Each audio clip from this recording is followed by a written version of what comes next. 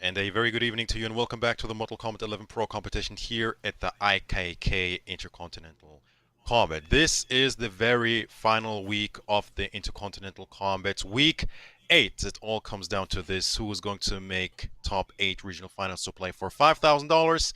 Let's Yep. see how it plays out. I'm Mitsu Owens, and I'm joined by Falcon. Hey, how's it going, everyone? Thank you for joining in over here at the IKK. Like Mitsu said, final week, and this is the time to really prove it. There's a lot of really tight situations going on in the leaderboards where a lot of people are going to be fighting, back and forth, really to try and secure their spots. But we're going to get into all that stuff later. Either way, we've got a lot of exciting matches. It's going to be us two that are going to be bringing you all the action for week 8 on EU side today. And yeah, just really looking forward to all of it. Are there any matches in particular you'd be excited to get into, Mitsu? I mean, in saying that, let's take a look at this bracket, man. We start things off with, of course, the very first seed of the IKK EU East. It's going to be K-Top taking on Vel. It's going to be Omi versus Distorted. Losers round 1 is consistent of Blood Eyes and Nivik. And finally, answering your question about what final match I'm looking forward to, is going to be Vityaz versus Magic T. Both of these gentlemen could still make top 8. Once again, it's losers, man. Whoever loses first, Yeah. they'll have their dreams crushed. Really looking forward to that one, Falcon. It's gonna be tough, man. I mean, I'm sure there's a lot of people here, that have been putting in so many months, really worth of effort because this has been going on for a while, and they're really gonna have to bring their A game today because now it really matters. But before we can get into any of that action, we just want to talk real quick about the PS4 Tournament Open Series right here. Be sure to check it out. Head over to compete.playstation.com. If you're looking to get your foot in the door with competitive Mortal Kombat, it's available and open to all skill levels, and you can do it from the comfort of your own bedroom, sat in your boxers if you fancy it, and really just play some Mortal Kombat. If you do really well, you can get yourself some nice money as well. But see the link right there on your screen, compete.playstation.com, totally free to enter and get yourself, kinda a shoe in with Mortal Kombat 11 and see how you do. Let's see how these gentlemen are doing because we're almost ready to go into the very first match of this evening. Once again, man, I've said it so many times that each week matters, and Yeah. that you still have enough time to put in the work, but not so much this time around because I think some of these gentlemen, well, of course, some of these gentlemen already confirmed. Once again, K-Top sitting pretty at Oh almost yeah. 2,000 points, man. He's been putting in the work. He's been busy during the IKK. But people like Omi, I think Omi doesn't even have a chance to win the whole thing, I mean, regardless, we've even seen if some he underdog wins. stories, right? I mean, it's For no sure. it's no stranger to any form of competitive gaming, but if it's going to be really difficult to do that, so if Omi, if you're able to pull off the grandest upset and manage to qualify into the regional finals, it's going to take a lot. You're going to have to win the whole tournament, right here, right now, get through this top 8, and that's going to be a tough one. Going into this evening, you'll see us talk a lot about, what ifs and, stuff like that and numbers, but, take it with a grain of salt. Not any of this, we didn't do the math that intensely, so, Yeah, take yeah. it for what it's worth. But I think it's very interesting, looking at Magic T, looking at Vichias, even like Nivik, who's currently at 7th, so I K-Top is think in he here has to to sweat. gatekeep. I mean, this is That's for this sure. is gatekeeping at its finest right here. I mean, he's sitting comfortably, after his incredible warpath, basically throughout EU East in the pro competition online, has been doing so much damage in that department, as we've seen time and time again. With his incredibly strong Jackie, but now he's over here, and it's like it's even harder for everyone else in this top 8 because if they get put against K-Top, they know they have to play against that guy that is just in this bracket to mess with people, right? It's so interesting because like last week, the goal pretty much for the brothers was, get first and second seed, so Yeah. they don't clash before the winners finals. But the mission kind of fails because as we look at the bracket, H-Dope, excuse me, H-Dope did not make the final week, so the dream is pretty much dead. There is no first and second seed situation going to be happening between the brothers. But as you said, it's going to be a gatekeeping situation. Maybe even testing the waters here and there because any of these gentlemen could be potentially, I guess with Omi being the exception, could be a threat in the regional finals, playing once again for $5,000. Can't be a count very anyone interesting out one. over here, but in all honesty, I mean, so we're gonna be starting things off anyway. Speaking of Omi, with Omi, and to start it, we're not gonna be starting with that Val set and K-top at the top. We're running into that one just after. We're gonna start from winners round 2 and work our way down. But Omi and Disarded is gonna be, I mean, straight out the gate, Mitsu. I mean, top 8. Omi already has to win this whole thing. If he wants to do it, I mean, the best chance of doing it, really, I think, staying winners. And to do that, he's gonna have to beat Disarded. And we've seen just how much Disarded can do over time. And I'm taking a look at the leaderboards, and you are actually right. Omi could take the whole thing, but, in order to take it, so many things would have to happen.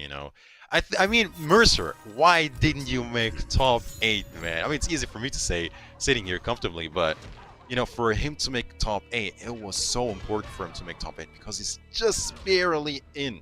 At 5 points, I think he would overtake him, Omi, that is, with the win by 5 points, Falcon. Yeah, like, it's just so minute at these points, but every single one of those points matters so much. Omi, obviously, we've seen him play Jade from, time again, we've seen him play this character, but Disarded is something to talk about here. He switched over to Sub-Zero.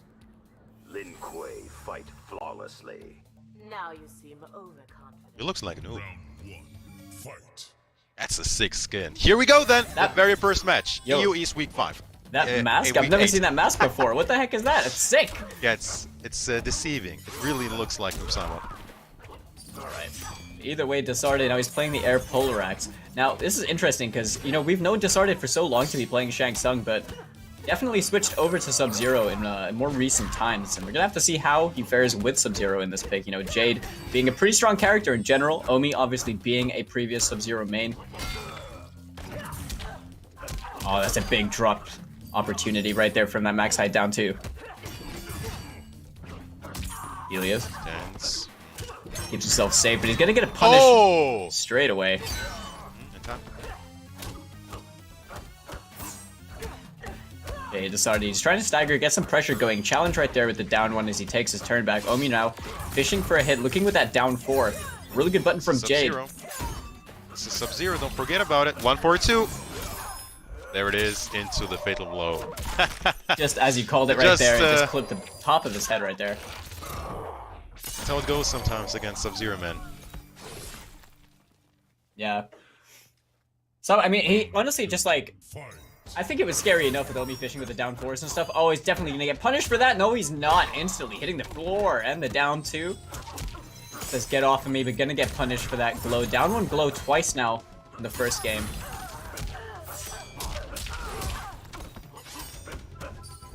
Oh, overcommitment. Good block. Okay, Omi's gonna get that side switch. A little bit of the plus frames to work with. He's gonna pepper him with these down 4s, keeps him standing with the Delias. Going in for more of that pressure. But throw escape from Good Disarded. staggers. Oh, he was looking for a standing 1 anti-cross-up, I think. So many staggers from Disarded, man. Back throw as well. Yeah, but that hold roll on was a minute! really good. Is that enough? I He's think about 41%, Falcon.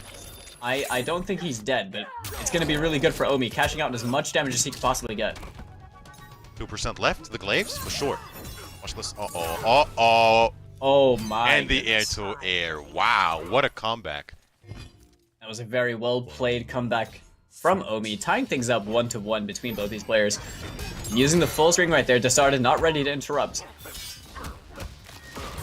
Oh, almost there with the back one with punish. Okay, no follow-up on that last glaive. Disarded now sliding his way through his happiness. Down 1 check, gonna get the 4 throw over here. Now I think he still has that back throw to work with from earlier. The escape failed. Oh, wow. Woo! What a punish with the slide. Smart stuff. Okay, forward 2 into slide straight away. Throws Omi out of the corner. Omi now gonna use that? Loaded now. I think so. This is a dastardly Now for situation. slide, baby.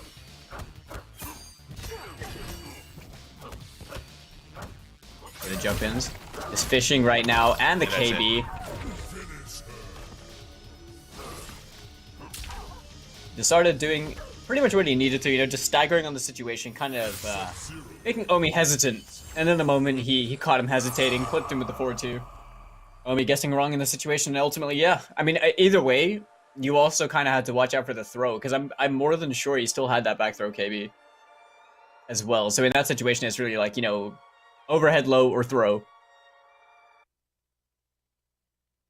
Pretty Sword tough one, is but right. you know, I mean, Omi was playing that really well in general. I think Desarted kind of started to wake up a lot more in that final round. Mitsu, you know, he definitely came more alive, was looking a bit more patient, a little bit more confident with his staggers as well, playing his offense.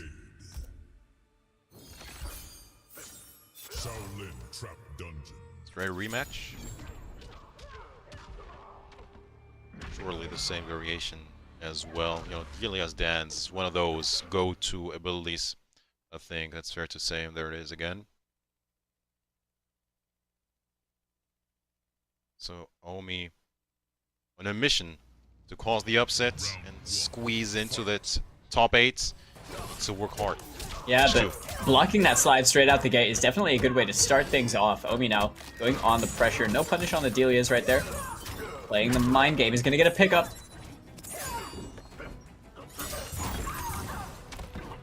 Okay, gets the breakaway straight away over here in this round. Instant jump 1, the forward 2 creeping ice, and Omi trying to get a whiff punish, but not going to work out. Jumps the slide. That really This just is came a out of wild nowhere. match. There it is. He was looking for that for a long time. There's the monk. Really good anti-air challenge straight away on the glaive toss. Now, no amplified slide, so we're not going to see any of the retaliation against the projectile game, but slide right there. Checks again. Surely not again. He committed! Oh, Falcon! Oh, he just committed. Omi really wasn't expecting that. I'm very surprised that Omi got hit by the ice ball in general, but, you know, Desarted, capitalizing entirely on the situation, spent his fatal blow, got himself the round with a perfect robbery for himself, He you know. did it raw, Falcon. He did it raw as well. But to be fair, it was a bit smart because it was looking like a stagger. That was Of course definitely he would stagger not. it on luck. It's like, whether it was intentional or not, I'm not sure. We'll give him the benefit of the doubt, but Yeah. it could have been a mistake confirmed for all we know, but either way, he got himself the round. There's the slide again, man. Into the crush and blow, straight into it. Spending it nice and early. Activa drops the combo. He's going to get the back throw over here. Okay. Omi trying to fight himself in. He's got the plus frames. Not going to get respected by Desarted. Keeps himself in the corner. Doesn't have much health to take away now for Omi. And there we go. That's gonna be it. Yep. Clean punish right there. Desarted now 2 games up over Omi. Now on his last legs over here in the winner's bracket. I appreciate that he still went for the full combo. Yeah, styling on him as well. Looking grim for Omi. I mean, new character for Desarted. He seems pretty, you know, comfortable with how he's playing Sub-Zero for the most part. You know, obviously we're going to see like little bits of rust here and there potentially just because it's not Shang that we've been seeing him on for like such a long time. But he seems pretty good with the sub so far. You know, he's implementing his game plan pretty well. He's staggering a lot. And he's kind of playing in this very annoying way that Omi just can't quite pin him down. Oh, we're gonna see the sub mirror. Omi now. How about that? Yeah, this is year 1 Omi. He's been a Sub-Zero player through and through. Going back to his roots. Yeah. He's currently down 0-2. He's got a slightly different loadout, as you can see. Deep Freeze, Creeping Ice. So both players going to have that safety option, but the Polar Axe and the Rising Ice on the side of Desarted. Maybe the Amp Ice Ball could be something good in this matchup, but I'm not quite sure how it goes. Breakaway on the forward 4? Is that... I don't think that was intentional. No. For sure. Must have been a mistake. Okay, backs off. Whiff punish with the back 3 right there on that throw attempt. And then the forward 2 Rising Ice after those dashing ups. Like, I mean, he really just fished out for that, for the delayed wake up over there. And a clean whiff punish as well. Desarted is in his head now. Does he spend it? Surely not. Slides, 4% left. Keep To it. get out of the corner. Okay. Well, he got out of the corner and he got rid of the breakaway, but still, it's gonna be Desarts on match point. Yeah, Desarted looking really strong right now. Omi looking a little shaky, I'm not gonna lie. Forward 2, Rising Ice again, just guessing wrong over there. The down 2, expecting the breakaway, but Omi now, he's gonna have to fight back a lot harder. We're seeing a lot of staggers at this point from both players. wasn't ready for the confirm.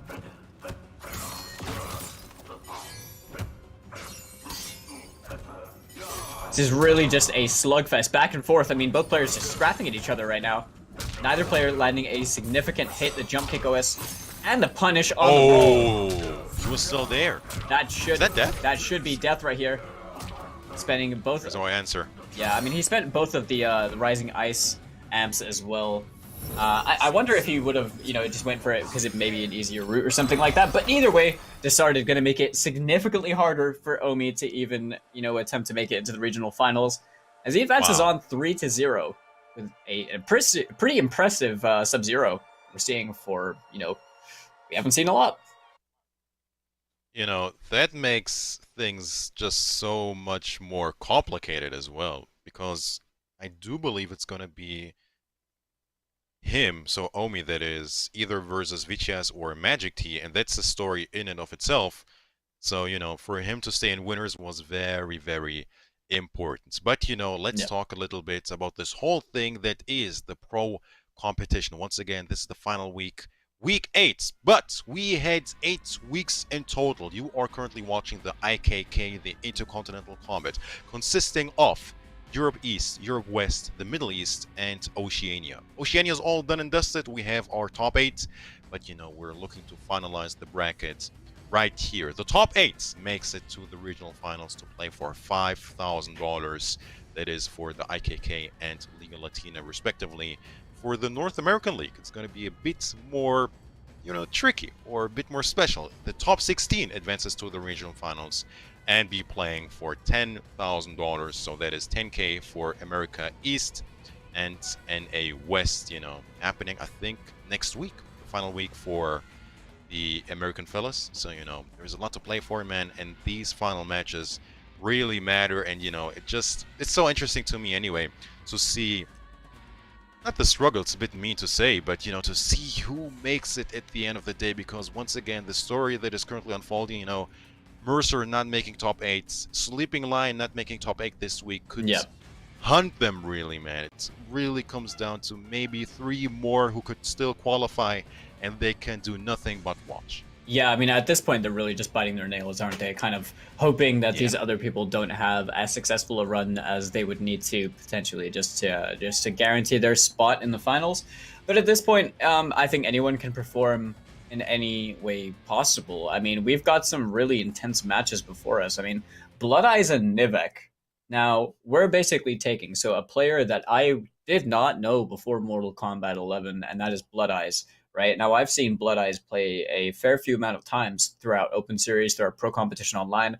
Every single time I've seen Blood Eyes play, he's getting better and better. Nivek, on the other hand, we've known Nivek for a long time. Anyone who's been around on the scene for a while with NetherRealm games, you don't even need to be into NetherRealm games. Nivek's got footings in other departments as well, but you know he's just that much of a solid OG when it comes to playing fighting games that we're now seeing this, you know, the Greek god that we saw do so much damage, especially in Mortal Kombat X, start to come back into the forefront over here in MK11 Year 2. Because, I mean, we saw Nivek at Final Combat. We can't forget the last IKK over there with this magnificent turn of events, beating Foxy and securing his spot over there. But really, you know, finds himself in the losers bracket. We've seen him a couple times over here in the Pro Comp Online, but he's going to have to face a significantly strong new school opponent, and that is Blood Eyes. You know, a really, really good Rain, really good Frost. Nivek most likely still playing, you know, things like Jackie, characters like Jackie. We've got potentially we could be seeing like a Cetrion or some other mystery picks, but ultimately, you know, we've seen Nivek play Spawn as well. Going forwards, hard to call anything, honestly. It's interesting that you touched on, man. I think it was looking grim last season as well for Nivek. You know, he qualified for the IKK finals very early, I think, back when he even played Cabal. Oh my god, don't do this to me. Don't do this to me, Blood Eyes. No. He did it for the stream. He did it for the stream, that's for sure. But even Nivek, hold on a minute. Kotal Khan? Yeah, Nivek clearly taking a page out of Quark's book right there, fellow brother-in-arms, and yeah, a really strong Kotal player out there in Greece. Now, Nivek, we've seen him play Kotal before, but I wasn't really expecting him to pull it out right here. And Frost for Blood Eyes.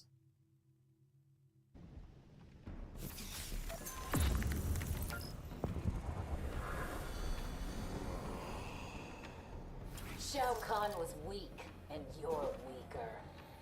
You will soon be disabused of this notion. I'll break you worse than he did. Round 1. Oh! Was a bit rude, Frost, I'm not gonna lie, but that drip is definitely sick. I mean, that's a really cool shader. And starting things off, Nivek is gonna spend the breakaway over here, potentially to avoid... I mean, I'm not even sure I agree with that, to be honest. He's gonna get back some of the health over here with that sunlight. We're just seeing a bit of space control being established from Blood Eyes right now, using those projectiles, and Nivek being patient.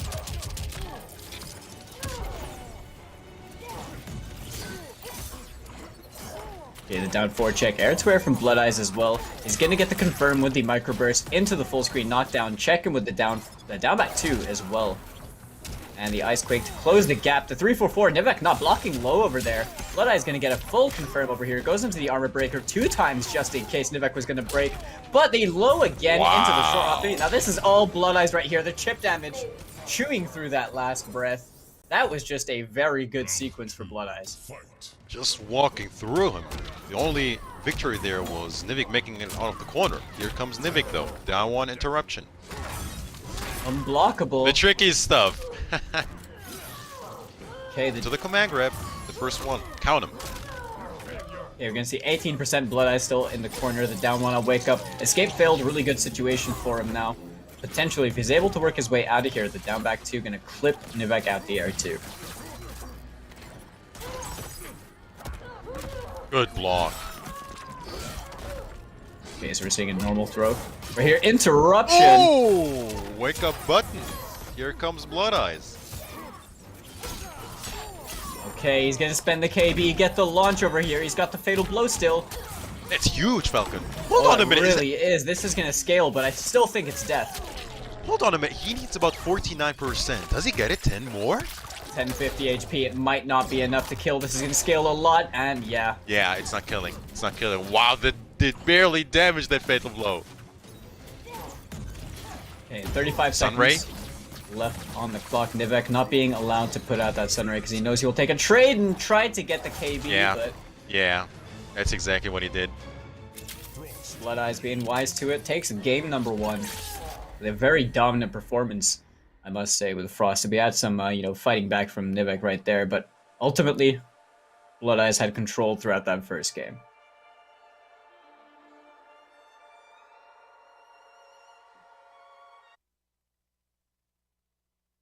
Yeah, it's honestly a surprising Kodal pick from Nivek as well. I wasn't That's really for sure.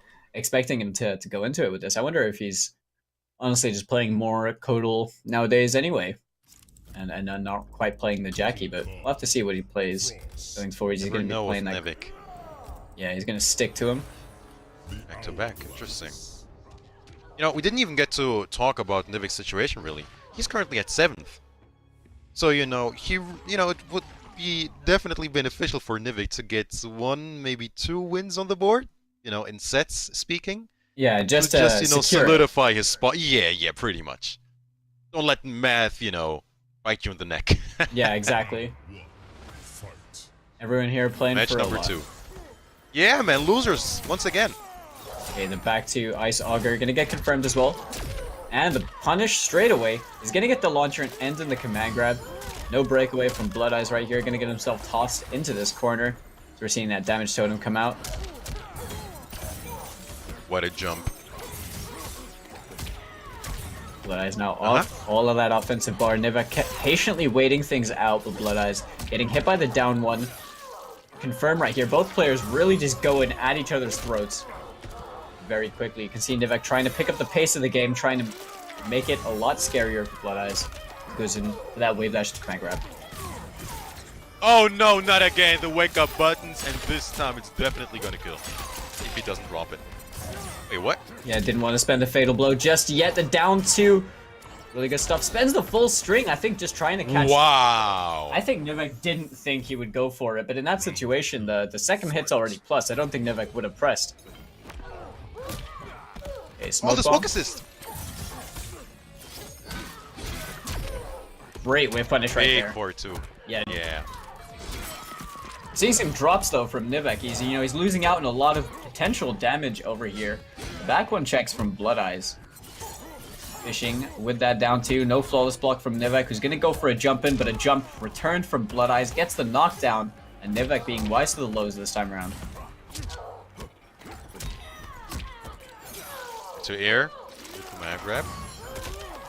Amplification. Into the corner you go. What, the Sun Ray? Okay, the flawless block did come out. No unblockable this time. Blood Eyes has a big mountain to climb, especially in the face of that sunlight. He's going to do as much as he can to try and keep Nivek out of it, but no, honestly, that is a pretty bleak round, and the air to air is going to do it. Looking way better for Nivek. Fight. It's a totem. Or two's blocked. Yeah, gotta be careful. Nivek getting the launch. Forces the breakaway from Blood Eyes. Gets out 2 totems in that final moment. Right there, just before it went away. Oh, that's gonna hurt. Oh, That's yeah. gonna hurt quite a bit. That's gonna hurt quite good. Oh my god, 43. 43%. Sunray? There it is. Challenge straight away from Blood Eyes. Nice catching the jump as well with the forward 2, but Nivek is going to get a lot of mileage from that neutral jump, and because of the extra sunlight damage, you know what? I don't even think he needed it, but closing it out with the amplified command grab, tying things up 1-1.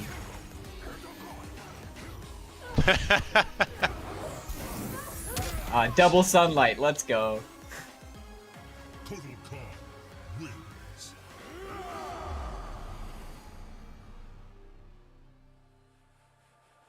Yeah, Nivek looking really strong. I mean, a really good change of pace, I think. You know, we're seeing just little adaptations. Found himself clipped in that first round and gave Blood Eyes basically his entire health bar when he wasn't blocking 3-4-4s like, you know, lows. And we're seeing him block those now, kind of pick up the pace, use his movement a bit better. And just ultimately, he's able to cash out on these huge amounts of damage, which is not really something you're going to have access to with Frost outside of, you know, Fatal Blow KBs. It's going to be a lot harder. So one apiece going into this. Once again, this is a loser situation. We skipped the first set of winners. And Blood Eye is looking somewhat comfortable on the leaderboard. Currently at 6th with 740 points. Nivek once again at 7th with 650. Once again, top 8 qualifies. Round 1. Fight. Yeah, both these guys already in there right now. We're looking to secure it a little bit further. Yeah. Okay, instant air-to-air right there from Blood Eyes. Good reaction on the jump in as well. Gets the jump over. He's looking for that forward 2 a lot now. Still fishing for it. Great trip guard though from Nivek. Wow, really greedy with the totems. Oh, he's gonna get KB'd over here because he came off that breakaway already. Blood Eye's now gonna cash out on the damage, get that corner carry as well. Smart choice. Uh-oh, confirmed from Nivek, but a big drop. Only a throw punish though, gonna take that 13%. Find himself backing off a little bit further into the corner. Nowhere to move. And down 2? Oh no, what a drop. There was no breakaway for Blood Eyes. Nivek, he's got to tighten things up a bit here. He really does. He's got to be cleaning up this execution because it is costing him a lot right now, and that meaty command grab did not work against the delay. Fools underestimate Nivek getting punished swiftly. Blood Eyes taking that round for himself. 2. Fight. Okay, punish. There's the punish. Good awareness as well to set out the totem on the breakaway. Not going to overcommit to anything. Challenge straight away on that disc right there. Not the Grand Disc, so Blood Eyes good matchup knowledge.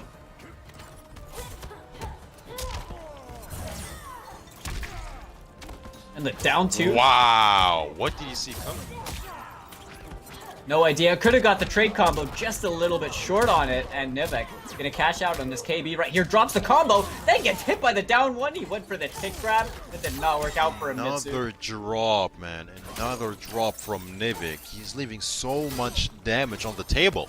It really is. Blood Eyes ended that combo a little bit early, fishing for the breakaway, but right now he's gonna keep him standing and just close this out. Nice and easy with that unbreakable damage. Blood Eyes now 2-1. I mean, it's just a very unfortunate situation for Nivek. He's getting those hits, man. He's getting those ever so important hits.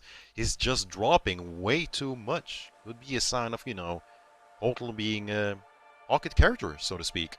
Maybe, but we're definitely gonna have to see him tighten up. I mean, he could just be playing for fun, in all honesty, but I think he is playing, the Codal with something in mind, and it's just these drops are costing him. They're really costing him. Yeah. Especially when they're off of KBs, when they're off of good, like when they're coming from good decisions. They're coming from really good trip guards with punishes. Just generally finding his hits. Like he's playing well fundamentally, but his execution is letting him down so much right now.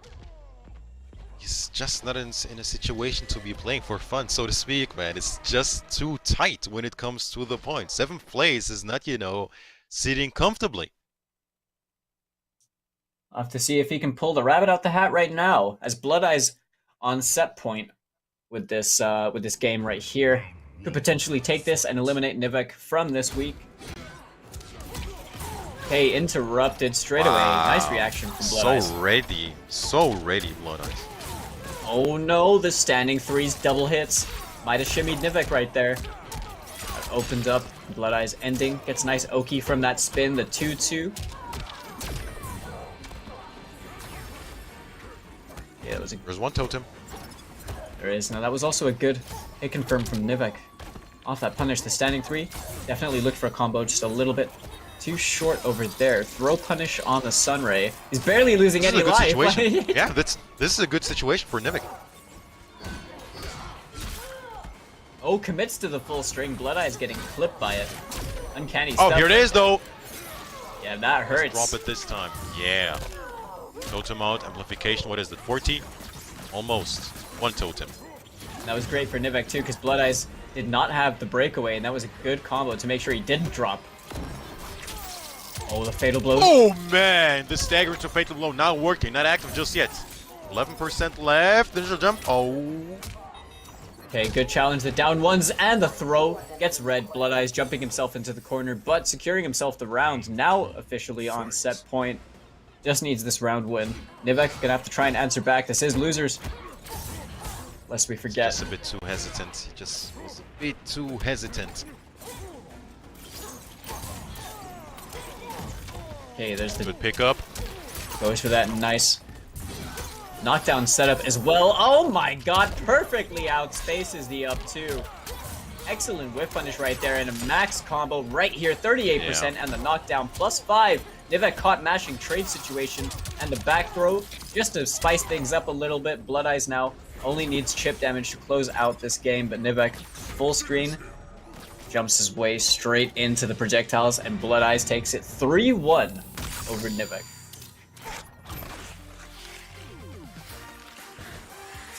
I mean, this could be very interesting for Nivek, man, because once again, 7th place, we don't know what's gonna happen between Vichias and Magic T. Omi is still in the run. So, if two people could squeeze their way into top 8 and overtake both Mercer and Nivek, man, that would be a tough one to swallow for Nivek.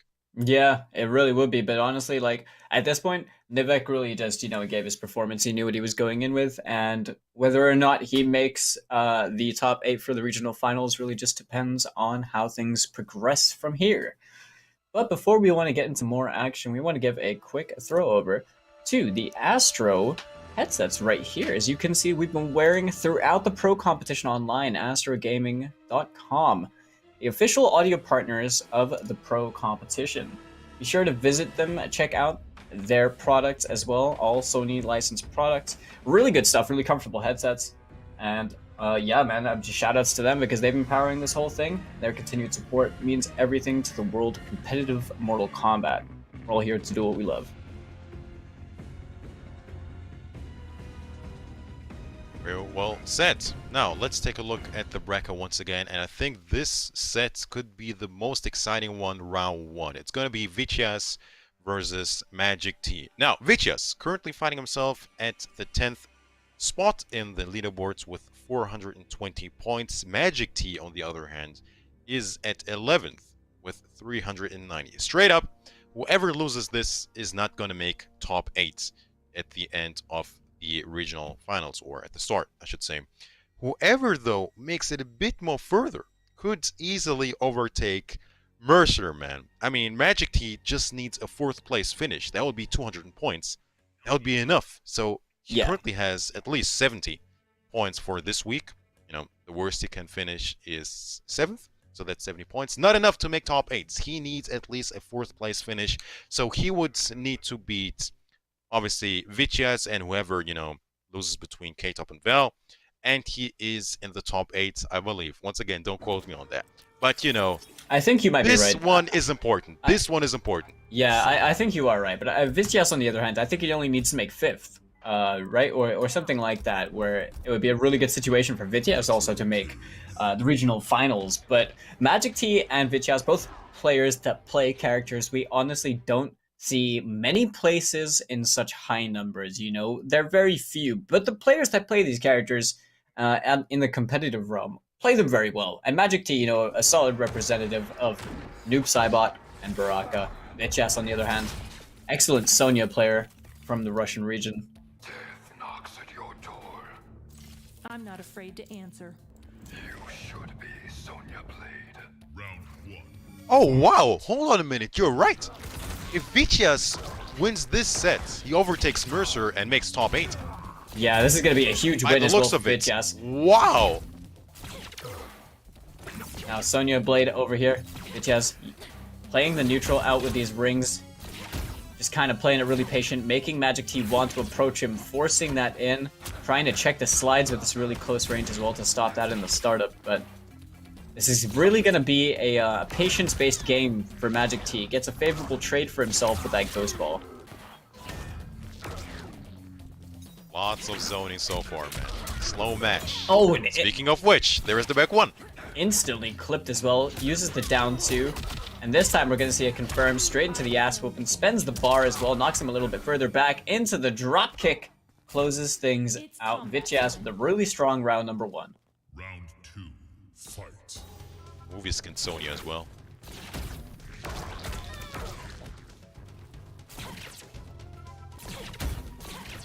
Okay, yeah, I mean this is going to be what Magic T expected. It's going to be a lot of walking Sonya down, a very fast recovery on those rings. She's going to be walking her down, and right now he's kind of getting himself clipped by a few stray hits over here. Vicious now using these standing 3 staggers, pressing all these buttons down 3 into the rings as well, and opening back up the space. No fear. Wow. Okay, the counter hit. Okay. Comes Magic T. See that? Oh, in there from downtown with the interactable. Now this kind of sucks for Magic T because the most damage he gets with that slide ender knocks Vicious into a space he wants to be at. But to confirm into the teleport, the breakaway used for Vicious has the fatal blow on both players, and the 1, 3, 4 straight into the fatal blow is all that Vicious needs. So Vicious striking first blood in this ever so important losers round 1 match. Sonya wins. They're looking really Boy, oh strong, boy. honestly. I mean, we see a lot of really good Sonya players. We've been honestly spoiled, I think, as a scene with these players that have come out the woodwork, especially since Sonya hasn't been as good as she was, in year 1, where players that have stuck to the character. We've got your Big Daddy G's over in North America. We've got your Azerbaijans over there in Azerbaijan, and we got like OP as well in EU West. It's like we just have really good representation of Vicious over here as well. All 4 of these players just really explosive, but also they play similar but different. All in their own respective ways. Vicious is I can see what he's doing. He really wants Magic T to approach him, just walk him down, but then he's using that annoying drop kick. He's ready to check him instantly with back 1s if he finds him kind of a bit too confident in that space to check his movement, or check dashes, and then really just open up that space again and go back to the same game plan. And Magic T now hovering his options.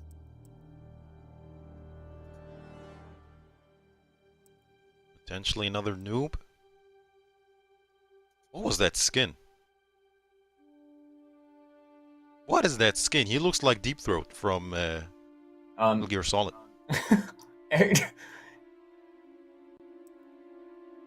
Yeah. Just thinking. Oh, show me some Baraka for sure. Yes, This sir, is what we like the to see. Savage. The Savage. The question is, what variation is it going to be? Tarkatan King right here. I'm a very big Baraka fan, to be honest. I think he's just a sick character, but he doesn't get played enough. This is just V1 Baraka, though. This is Marauder, right? We've got Baraka Barrage, which I believe is just his extended pokes, and then we got Gutted. Yep. Fight. So he's gonna be rocking it old school right here with this variation of Baraka.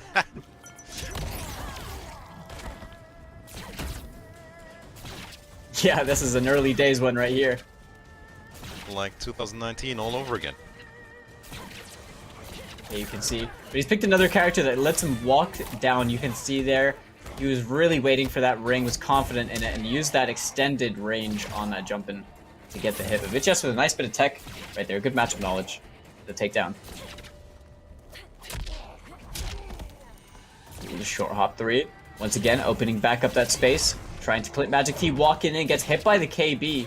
25%. And then checked with the mid, trying to duck at that space. Vitchess controlling the neutral very well with these rings, making it really hard for Magic T to even try and approach him. Very effective game plan, and this is a very important win if he's able to get it for Vitchess. A +1. Magic T on the offense.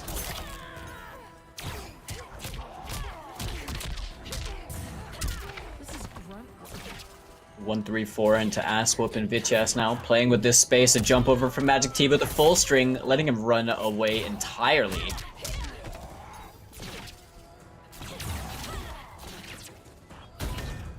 Once again, the flawless block on that drone drop. The air to where he's using that down 2, fishing for that breakaway, but Magic T not gonna bite over there. You can see him using these extended pokes to try and challenge Vitchess on the approach, but a little bit harder. Gonna confirm into the energy rings. Vitchess now doesn't have a lot of life to get rid of from Magic T, and the cancel into forward throw is gonna do it. Reverse stunner and takes off the head. Very clean performance.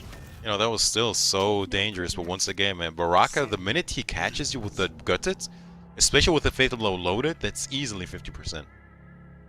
Not happening. Vitchess with the tricky cancel into the grab. It's looking mighty grim for the Cinderella story for Magic T. Yeah, now I'm sure there's a lot of people in chat that are over here rooting for their boy. Magic T has got a very active community and you know, super sound dude as well. So if you're there with him, show him your support, because this is gonna be a tight one to win. Vitchess has been playing super on point. Now with that 2-0 lead, it's looking pretty good for him at the moment. I mean, Magic T picked 2 characters that, in all honesty, struggle at like approaching you, you know, from the ground. Noob Saibot and Baraka. Not a character is not known to have excellent like walking speeds or forward advancement or anything like that. But Magic T now ready to rock with his 3rd character and your personal favorite. Am I right, Mitsu? Yes, sir. Scorpion. Let's see the variation. Yeah, no surprises there. Hellflame, though. Oh, hold on a minute. Let me take that the real back. Hanzo? Is he the real Hanzo? Interesting. Round 1. Fight. Shades of Infernal Scorpion. Yeah, To a certain extent, instant jump anyway. 2? I'm not sure what that one was right there, but instantly punished for 25%. Not the best way to start off this round. The down 3 check. Short hop to just challenge. It's a nice flawless buck reversal from Vitchess. No commitment, and an empty short hop into that forward throw. Vitchess now has the health lead to work with, and a pretty good one at that. Full commitment into the down 2 against the breakaway. Ooh, baited the flawless block.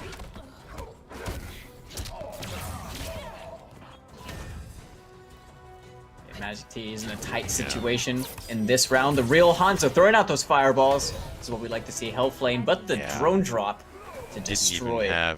He didn't even have enough defensive bar to take that ship. It's going to be match point Vitchess, a crucial match point. Very important one indeed. You're seeing Magic T just playing with the space, walking himself into the corner. Down 4 check, opens up that space again, but unable to get much more out of it. Has himself in the corner against Sonya Blade, a scary position to be in, but the micro duck. Combo.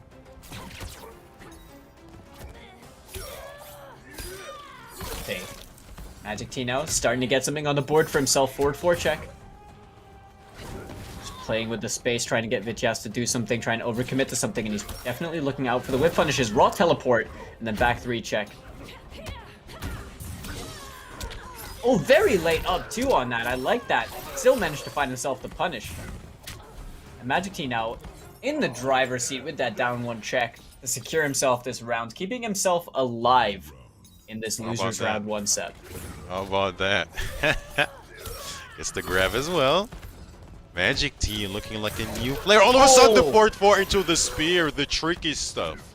Happened again, and it's 2 for 2 now that Vitchess has fallen for that after one flawless block reversal in the beginning. Magic T now, yep, knows Vitchess was expecting the micro duck, goes for that slightly delayed throw. The up 2 from Vitchess, disrespectful on wake up, but called him out.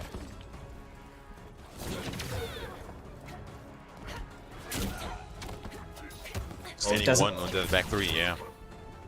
Didn't want to overcommit to the string as well. Caught straight out the startup of the ring. Magic T cashing out on big damage right here. Late breakaway from Vitchess. It's up throw though. Double fatal blow. What's it gonna be? Overhead block, yeah. And the throw reversal. Magic T officially on the board. The dream is not dead just yet. The Scorpion switch definitely helping him out right there, as he was showing a lot of, you know, patience and good reads and stuff like that when he was playing Noob and Baraka, but ultimately couldn't get his game started. Now, he's got that game on the board for himself. I'm sure he's feeling himself a little bit, probably feeling pretty good about that win, pretty chuffed. Vitchess, on the other hand, going to have to make sure this reverse sweep doesn't happen. Was playing pretty solid throughout anyway, but ultimately, you know, that was a pretty neck-and-neck situation, Mitsu. It's a star, man. It's a star. What's Vitch's answer gonna be? The character, perhaps? Not looking like it. I think we can expect to see Vitchess just, you know, sticking with the Sonya Blade. I think it's very unlikely that we would see them switch, but to be honest, I mean, in this matchup, I don't really know if it's particularly in anyone's favor. I mean, Hellflame is certainly an interesting choice of specials to take in this kind of loadout. Yeah. But Helport Cancel is good. We're seeing Magic T just kind of do, you know, like, Scorpion things. You know, a lot of staggers, a lot of, like, playing with the space, a lot of using spears at, like, ranges where it's going to be, like, nigh impossible to punish for Sonya. Wow, no zoning just yet for Vitchess. Really pressing the attack here. Yeah, over commitment though. I respect it. Has the health lead, has the breakaway. Good flawless block. Nothing afterwards. Good blocks as well. Here comes the throw.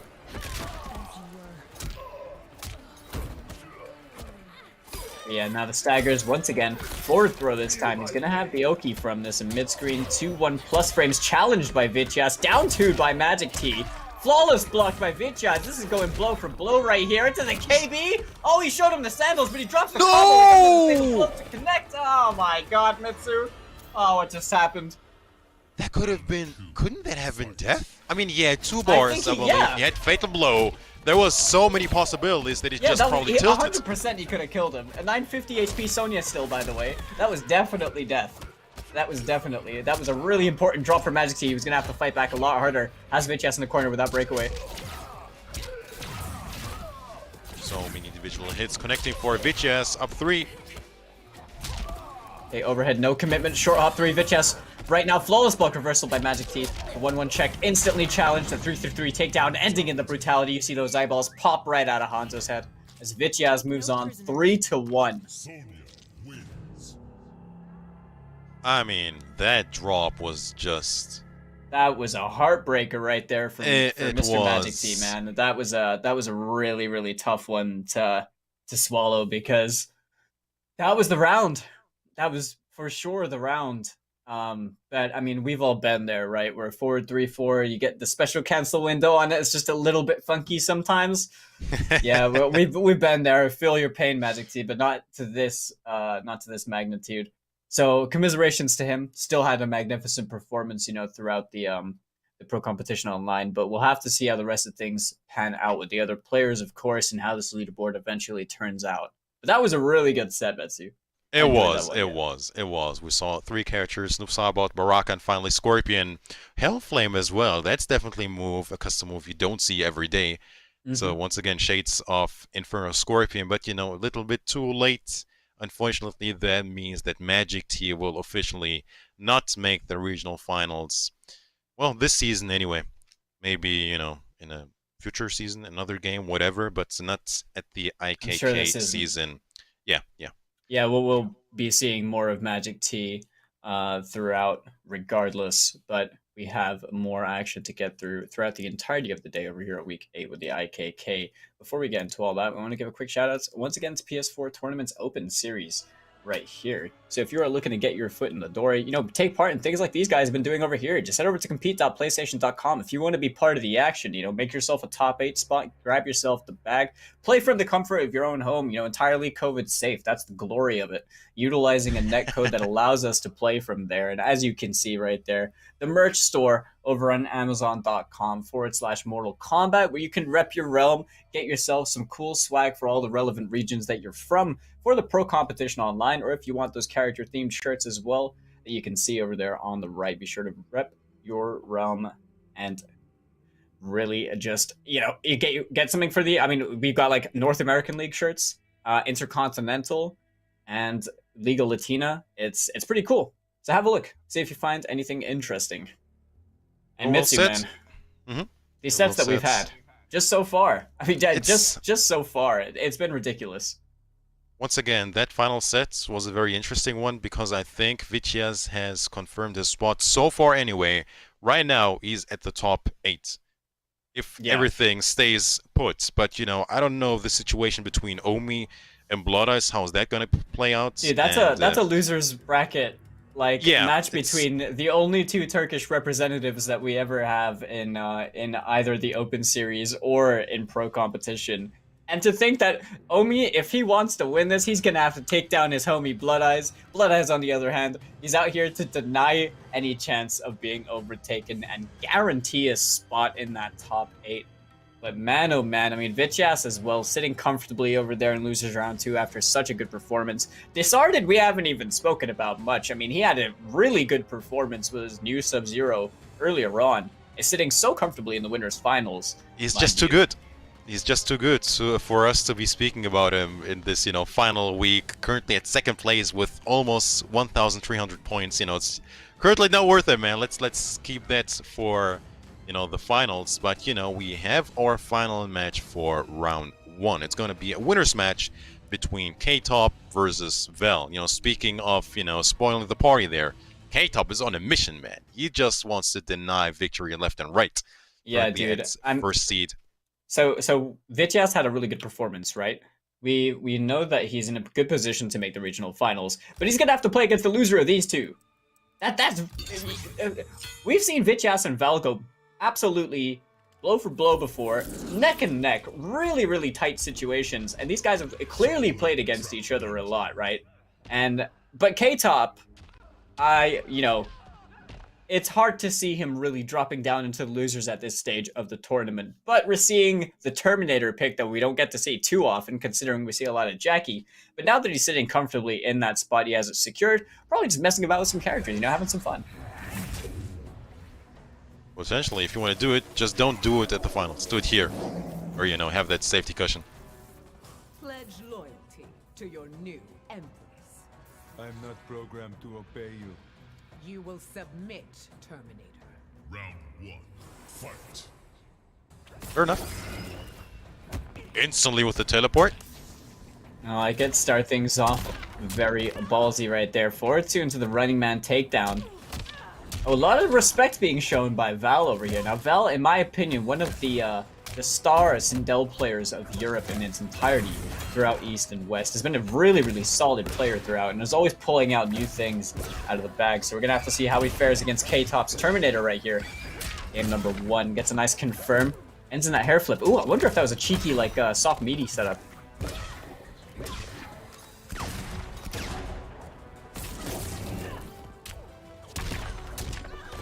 There's the overhead. Potentially one more mix and you're dead. And not gonna go for Patience. it. K-Top's got the Sub-Zero-esque forward 2 Fatal Blow on deck, right? Yeah. he's totally got 50-50 into Fatal Blow right here, but Val trying to deny it. Monk out the teleport. Never thought I'd say those words in that order, but here we are in the 4-4 up 3 to close out the round. Round 2. Well, taking a spot. Plates denying K-Top the robbery. Okay, Banshee Scream, fishing for that KB. Where is he? Gonna hold on that teleport. K-Top playing a bit of that runaway game, checked on the dash with that 1-2-1. 4-2 blocked.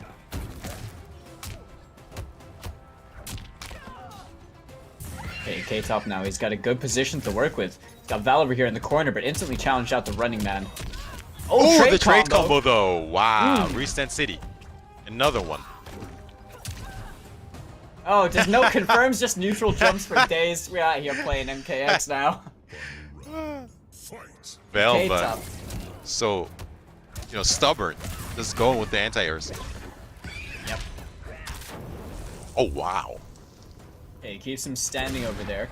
Minor plus frames to work with. Shimmied. Oh, did you see that down 2 shotgun?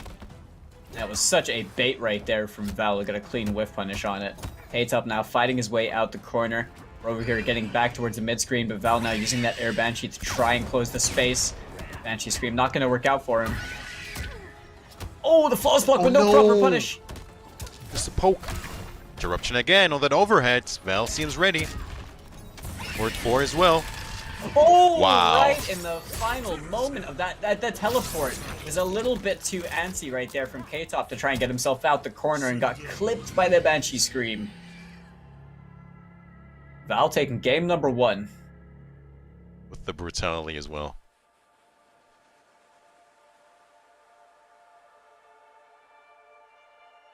So the question is really, will he stick with Terminator? Because once again, I don't think we've ever seen his Terminator in this season anyway.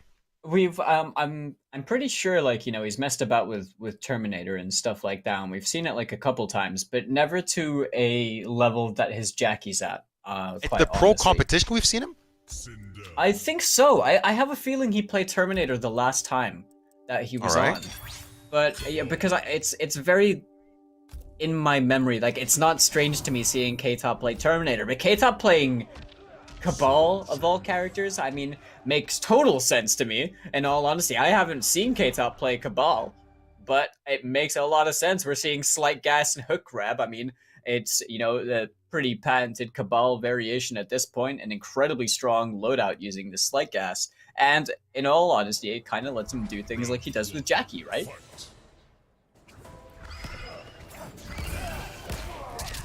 Air Banshee straight away from Val, gonna open up that space. Gives him full screen buzzsaw trade. I wonder if K-Top can actually get a trade situation into a Nomad dash off that. Okay, anti-aired straight away from Val. Really reaction. That's a tricky thing to do. Cancelled on the what the court top into the Nomad dash. Grab gets the ender, goes for the meaty, but Val delaying the wake up. Going for the button straight afterwards. K-Top just came back with his breakaway, but not even gonna matter. Into the KB with the wake up back one too. What a combo, man! It's gonna be. Oh, yeah, and the fatal blow. The question was, who was gonna hit it first, man? That was really smart from Val, just using that back roll. And the moment that K-Top's button whiffed and he couldn't get a cancel to jail, Val seized full opportunity, or he just completely, seized the opportunity right there. Spent the fatal blow, pulled both those triggers, got himself the round. Looking really good so far, but jump kick confirmed into the Nomad dash, gets the corner carry. Good confirm as well. Just the entirety of the string, back to back. Val right now just absolutely bullying K-Top with this 1-1. Unfortunate side switch for him. Has himself in the corner now. Not the best of situations. Okay, great anti-air confirmed into the hair flip. Gets the extension, but drops the combo. I think it was a 2-3. It came out a little bit too fast.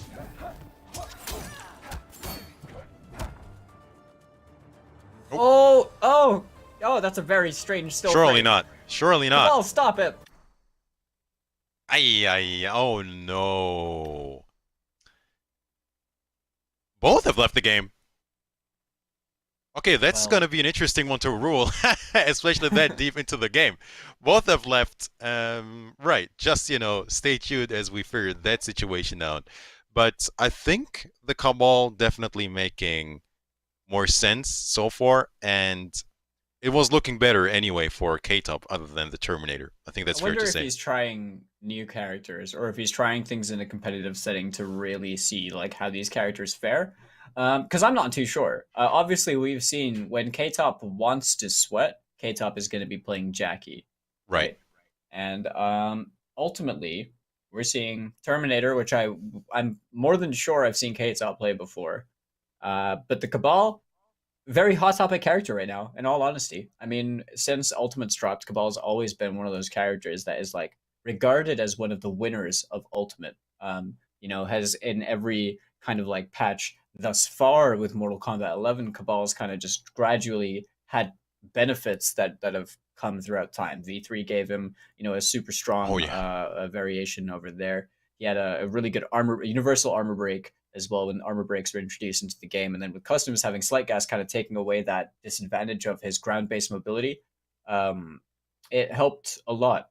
And we're seeing just so many different things come out of the woodworks, and so many people play in this way that is just so high octane, high pressure with the character and with that variation that is really just kind of like what we saw from Jackie throughout the entire upgraded era, so to speak.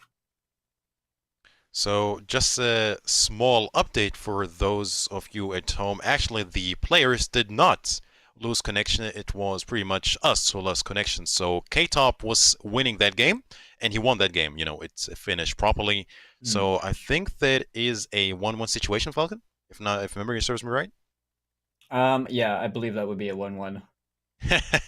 Once again, don't quote us on anything we say, take everything with a grain of salt, but we should have the rest of the sets momentarily. But, I was looking at my notes, and, you were talking about how he might be trying something in a competitive setting. Makes total sense, because no matter what happens today, he's still keeping his first seat. It's So, a really good bit of experience, right? Maybe Exactly. He's like he might be like concocting something new for the regional finals that people just wouldn't be expecting much. Maybe he's just testing the waters with some things right now to possibly throw some people off. Who knows what K-Top's like real plan is? All we know is he's here to be an absolute menace in this bracket, and he's pretty much been doing that, but generally speaking, I mean, Val's been playing pretty good throughout. He's always been playing pretty damn well. We're seeing really good performances come from him. And Sindel Loyalist, just both him and Vityaz are, but they play for, I think it's the same team or the same clan, but you can see both these guys kind of play in this very they're very reactionary. They're very knowledgeable in their matchup. They know their their matchup knowledge is very good because they know their character specific tech against other characters. And I just see these names pop up quite a lot. And I think these two players are definitely players to look out for. That's for sure, man. Once again, they both are confirmed. I think that is definitely safe to say for the regional finals to play once again for $5,000. Dates and all of that times will be available at NRS Esports official Twitter account. So, make sure to follow that to be up to date with everything involving the pro competition going forward for the regional finals. We still have the final week for, I think, both NA and Liga Latina. So, only really by the end of this Sunday, the IKK will be done and dusted. So that is Oceania and a EU East, West, and of course the Middle East. Other than that, man, the story is still there up there to tell, whoever, there's still places up for grabs for the top 8. We already, for this particular week, said goodbye to Magic T, so he won't be making top 8. Vityaz all of a sudden looking good. Nivik and Omi, I think, are still, most of the people in the top marks. 8 are like already qualified, right? Yes. Like they're already in that position. So that just made it infinitely more difficult. I mean, the real problem, I think, came from the fact that like the people who really needed more points just didn't qualify for the top 8. And that's where the tough part is, because then you're really riding on these people that do need the points, that did manage to qualify into the top 8, are definitely starting to make the most out of the opportunity given the circumstances. And Vityaz is one of those players that I think is, on that road right now. But we're just going to have the gameplay back with you guys as soon as we're able to. Score between both these guys is 2-1 to Val. Yeah. We have an update. So the first interruption was won by K-Top. So it was a 1-1 situation. Yeah. Now the set is still continuing, and Val took that one. So it's currently 2-1 in Val's favor. Once again, that is winners round 1. So anything goes, really. But we do have this set right in front of us, so thank you very much for your patience. Let's get back to work. Much appreciated as we're here right now. Val, he just needs to win this game if he wants to drop K-Top down into the losers bracket. K-Top not switching to Jackie has just decided, you know what, I'm just gonna stay with Cabal. He has himself the one win, but he's gonna have to stay on Cabal for the remainder of this set. So we'll have to see if he's able to pull it off, or if Val can secure himself a nice spot against Disarded moving forwards in the winners.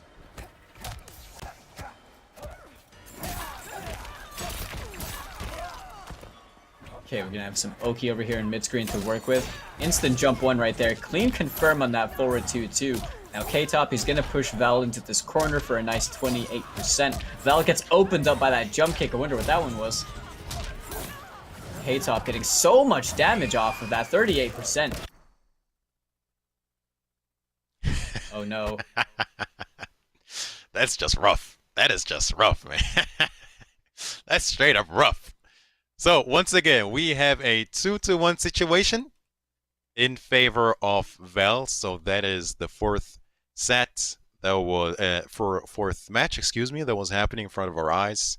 Was looking very good for Kamal, so for K-Top, and I do believe that that game is still happening. Once again, don't quote me on that. Just as a reminder, don't quote me on anything I say today. It's Sunday, but yeah, I think we should have the end of that in just a teeny bit. But once again, that is the final set of the winners, or excuse me, the round one as a whole. Already had two of the losers matches, one winners, and that is the final match or set of the winners.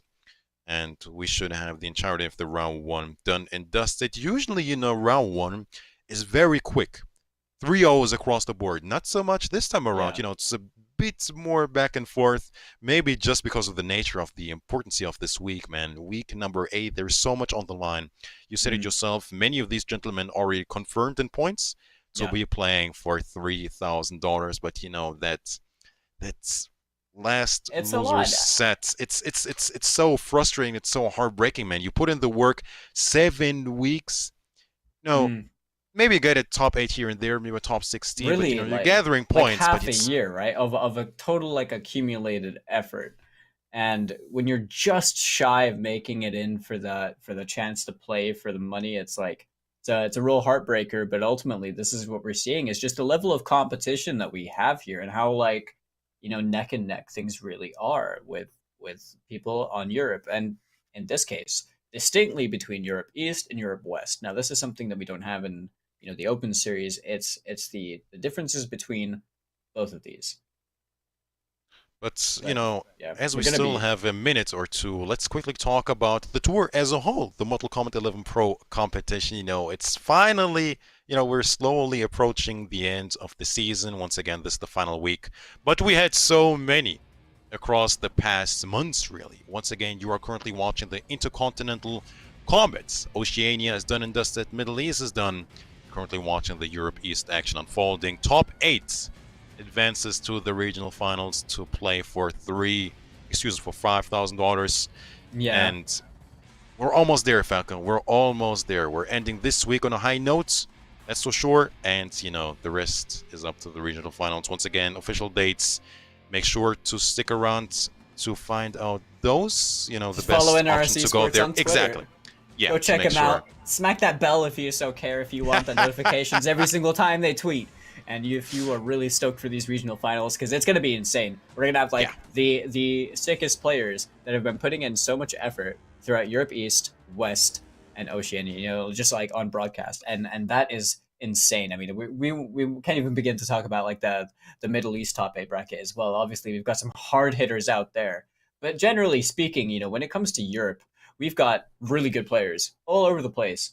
Europe West and Europe East both have their own distinctive sets of players that are all really shining throughout this pro competition online. And, you know, I'm really excited to see what happens by the time the regional finals comes around next month, you know, about who's really going to be taking it. Are we going to see upsets? Are we going to see, like, the one player that's remained, like, the most dominant throughout the pro competition online start to take things very convincingly? Or, you know, what's going to really occur? That's all what we're looking forward to, you know?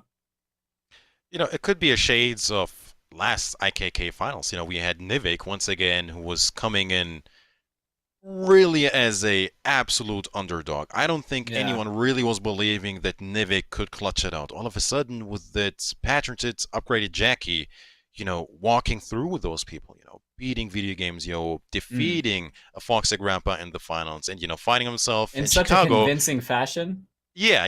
Finding My himself in goodness. Chicago at Final Combat just a few months later. Anything goes, but the mission is to make top 8 at least, so you can really, show what you got at the end of the season once again for 5,000. We only spoke about Intercontinental Combat really. For NA, it's going to be 10,000 each. So, there's Yeah. even more to play for. It's like 16 players, and I mean, we only know just how strong NA is as a region as well, and just how many players they have out there. It's like you can only really, in all of these regions, whittle it down to less than 20 people, and that's just crazy. In regions that are full of so many good players that we could entirely like a whole top 64 or whatever, but in reality, it's very cutthroat in these kinds of situations, and competitive.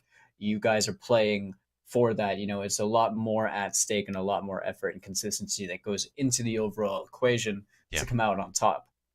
But yeah, we'll be back with the games as well, soon. Be patient throughout all this. We have some unfortunate disconnection issues just occur, but either way, we'll be back up and running as soon as we're able to. And yeah, if you guys are rooting for anyone in particular, in chat, about who you think is going to be winning tonight, or if you're looking forward to someone playing over there in Europe West, or even just looking forward to the regional finals, be sure to tweet out with like the hashtag pro competition. Let us know your thoughts and everything about what you think is going to be occurring. I mean, EU West, we got players like, Video Games Yo and Josh sitting super comfortably in those spots. Mirko as well. Just these insane powerhouses we've been seeing time and time again. Whereas on Europe East, we've got, Nivek, Blood Eyes, Val, like, these super strong players discarded that are all just in that comfortable spot to really do their own set of damage, and just super good matches, I'm sure, underway. I mean, make no mistake about it, this is going to be a long championship Sunday, man. We already had Oceania, Middle East, to a certain extent anyway, and of course EU East happening right now and EU West. It's going to be a long day, Falcon. Yeah, and I mean that honestly, we've only really just gotten through round 1, to say the least. But at this point, it's going to be just a battle of who comes out on top at this point. Battle of will, so to speak. It could even be seeding, like getting yourself better seeding by performing better in this top 8, by having those better points in case there's players you don't want to be fighting early on. And yeah, we'll have to see what happens, because Blood Eyes is looking really on point right now. So is Vityaz. And so is Desarded, in all honesty. Desarded he looked really confident in his match against Omi. He was, but once again, I think, even like, speaking of seeds, 8th seed, the good news is that you made regional finals to play for that money. The bad news is that you instantly have to face K-Top. I mean... Yeah, and then you've only got one that's what tournament life, most likely. It's a tough one. It's a tough one. But at the end of the day, like, anything's possible, right? You could be fighting... Sure. You might be fighting K-Top, like, first thing, straight out the gate. But there's a chance you could win. It's like, it's everyone at the end of the day is human. They're all mortal. But it's significantly hard when you have very consistent players that have not just been hitting, like, 5th places or 4th places. This is like a guy that's been winning them, like, back to back and everything like that. So we're still trying to figure out the current situation, but once again, I want to touch on what kind of situation we're finding ourselves in. Once again, I think it's fair to say that the top 6 is currently confirmed. So that is K-Top and Disorted, of course, H-Dope, who, to our surprise, didn't make top 8. He did enter this week, but, the dream of them being 1st and 2nd seeds is unfortunately dead.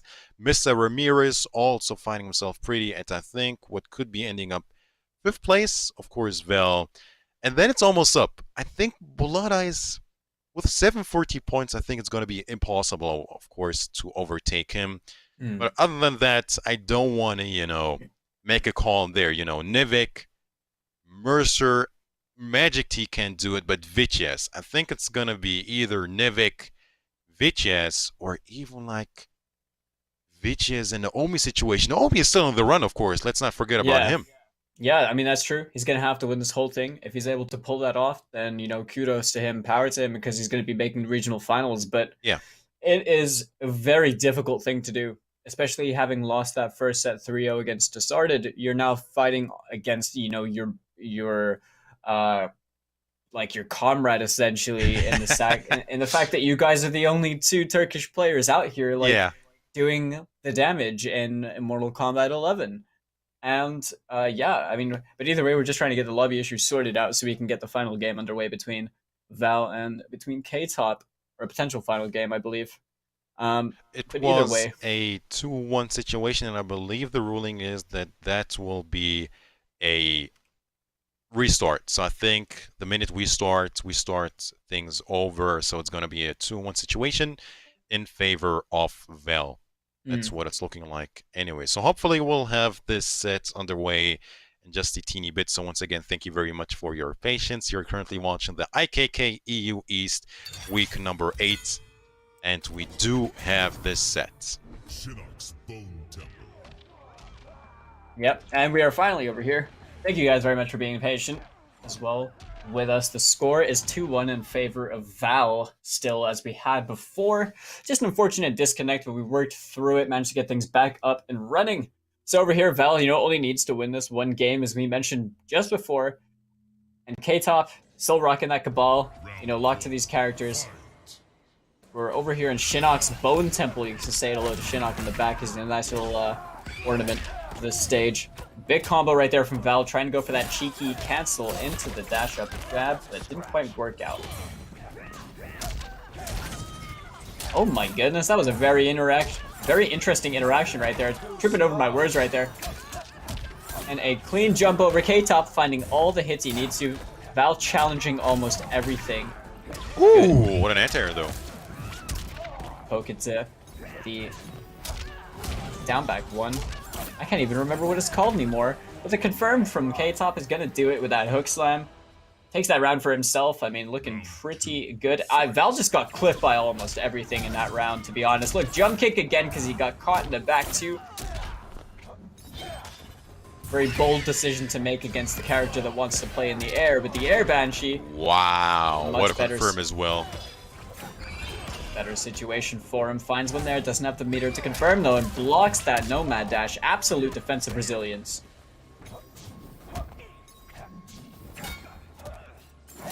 All over the place, getting the grab.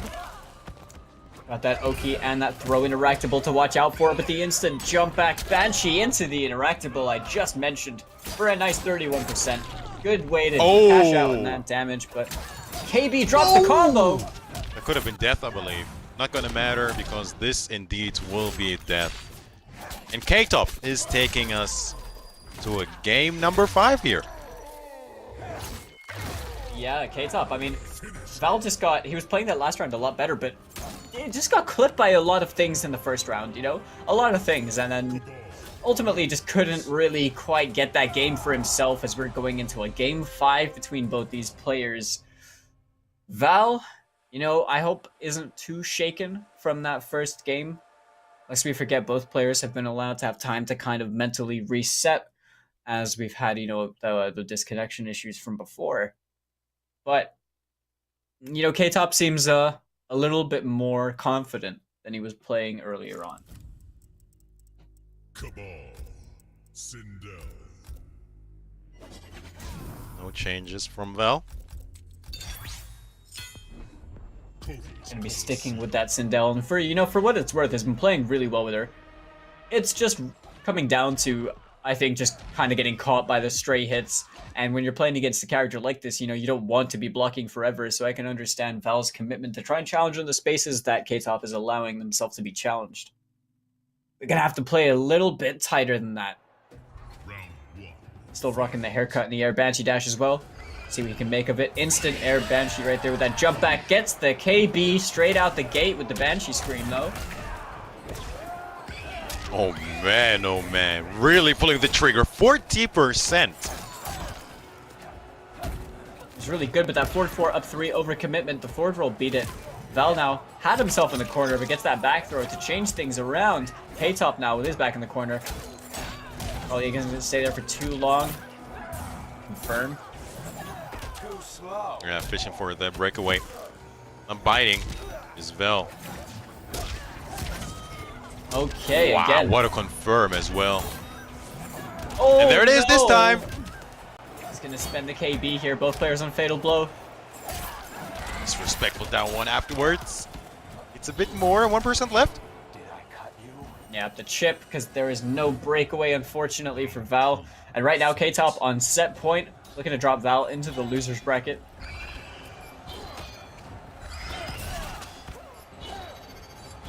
Trey denying the Nomad dash. Yeah, Val now fishing for that hit. Looking for it as best as he can. Staggers from K-Top. Not a threat.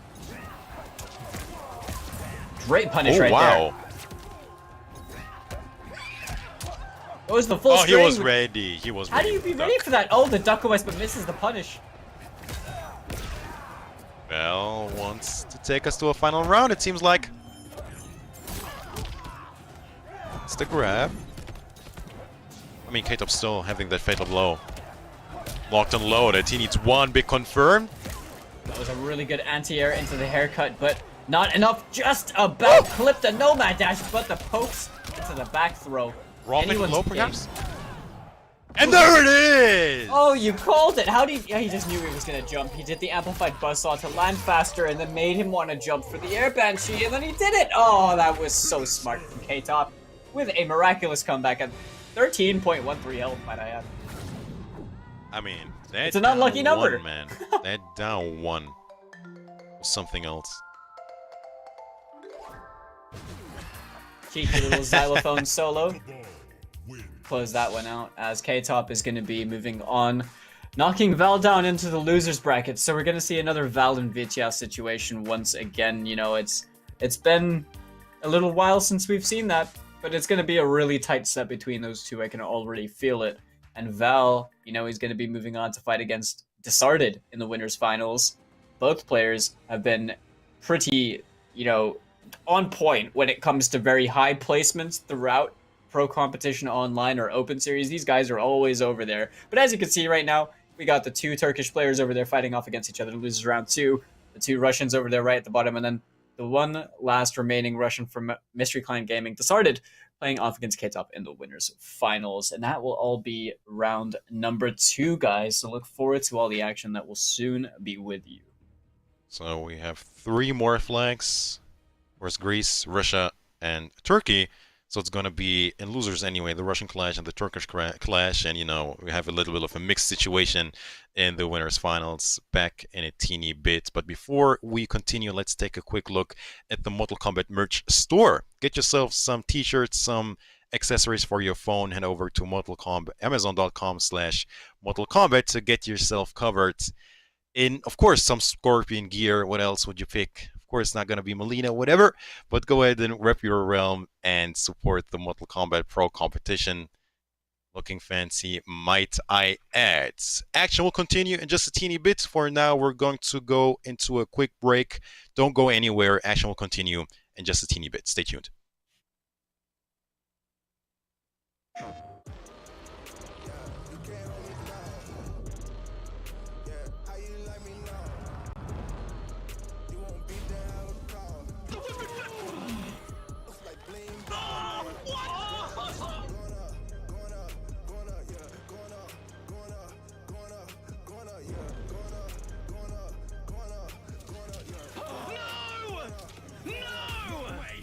No jokes, no gimmicks, just combat.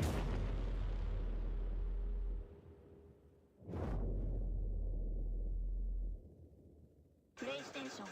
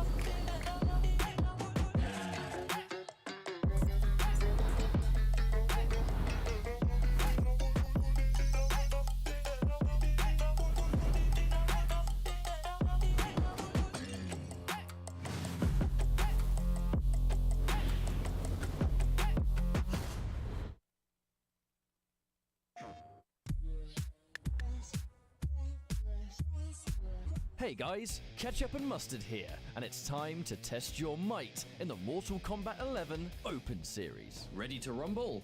Power on your PlayStation and head to the Events app. Filter by type and select a convenient date and time.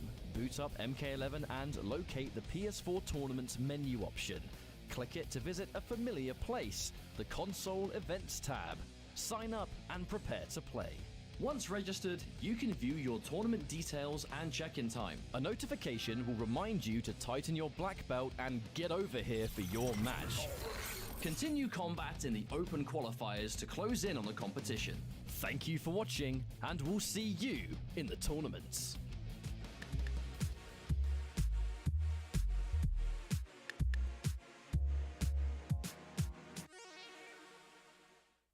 PlayStation.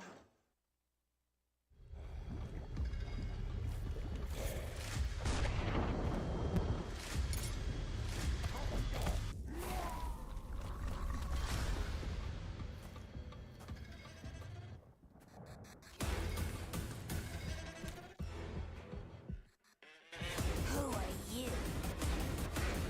I'm your worst nightmare.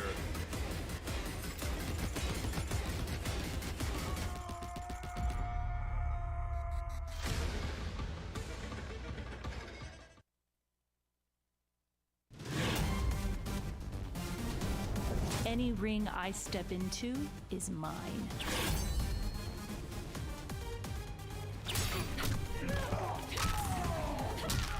End of the line. Then this fight is now personal.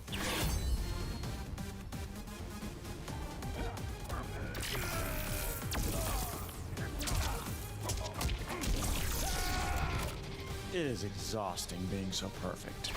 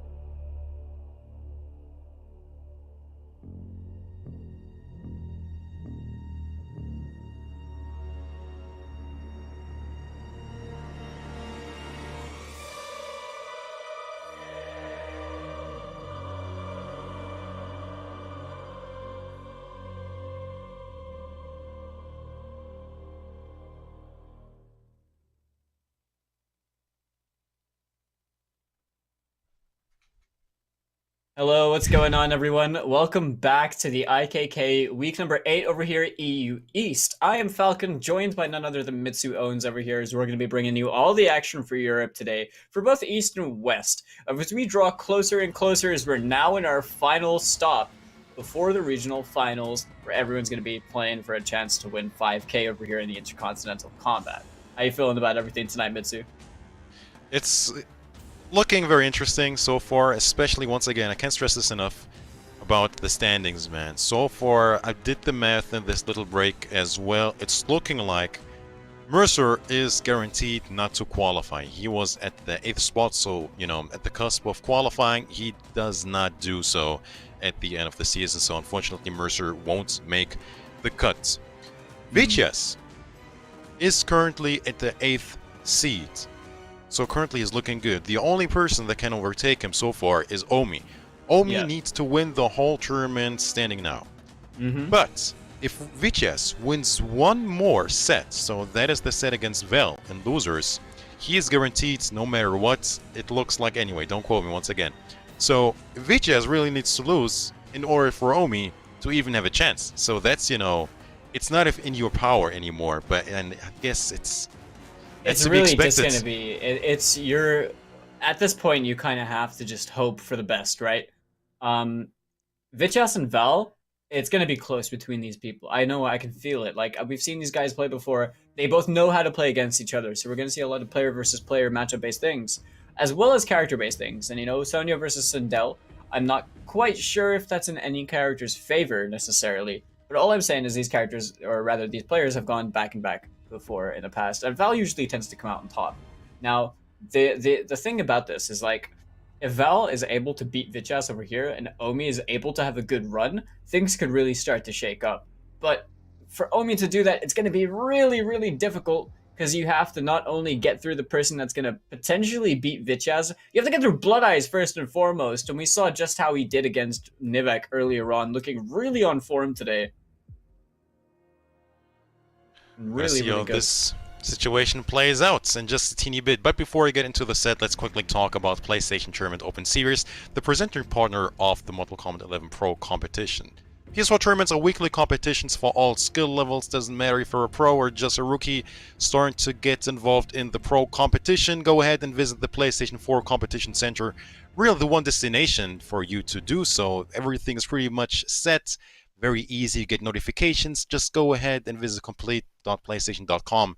Sign in with your PSND, and you know, it's easy as that. Now, the Turkish clash. It's going to be Omi versus Blood Eyes.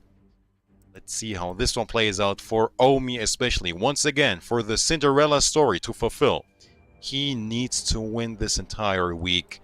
And not only that, I mean, that's a task in and of itself. Not only that, Vichas also has to lose his next set. I mean, that's just... I mean, it's tough, right? It's really rough. tough over here. But Omi, you know, he's not going to be playing the Jade that we saw earlier on. Going to be sticking with Sub-Zero. Now, we've obviously seen Omi play so much Sub-Zero before, but Blood Eyes... Now, this dude has been one of the prominent Rain players, in my opinion, throughout Europe, especially in Europe East over here in the Intercontinental Combat. He's been, you know, just a very firm believer. And Blood Eyes doesn't exactly play characters that are regarded as top-tier characters, right? Just a very neutral-based player that likes playing Raiden Frost, and he does it quite well. But in the face of Sub-Zero, you know, you got to be a bit more careful about how you're playing these situations. There's a big damage differential between both of them, and the ability and how they can open you up.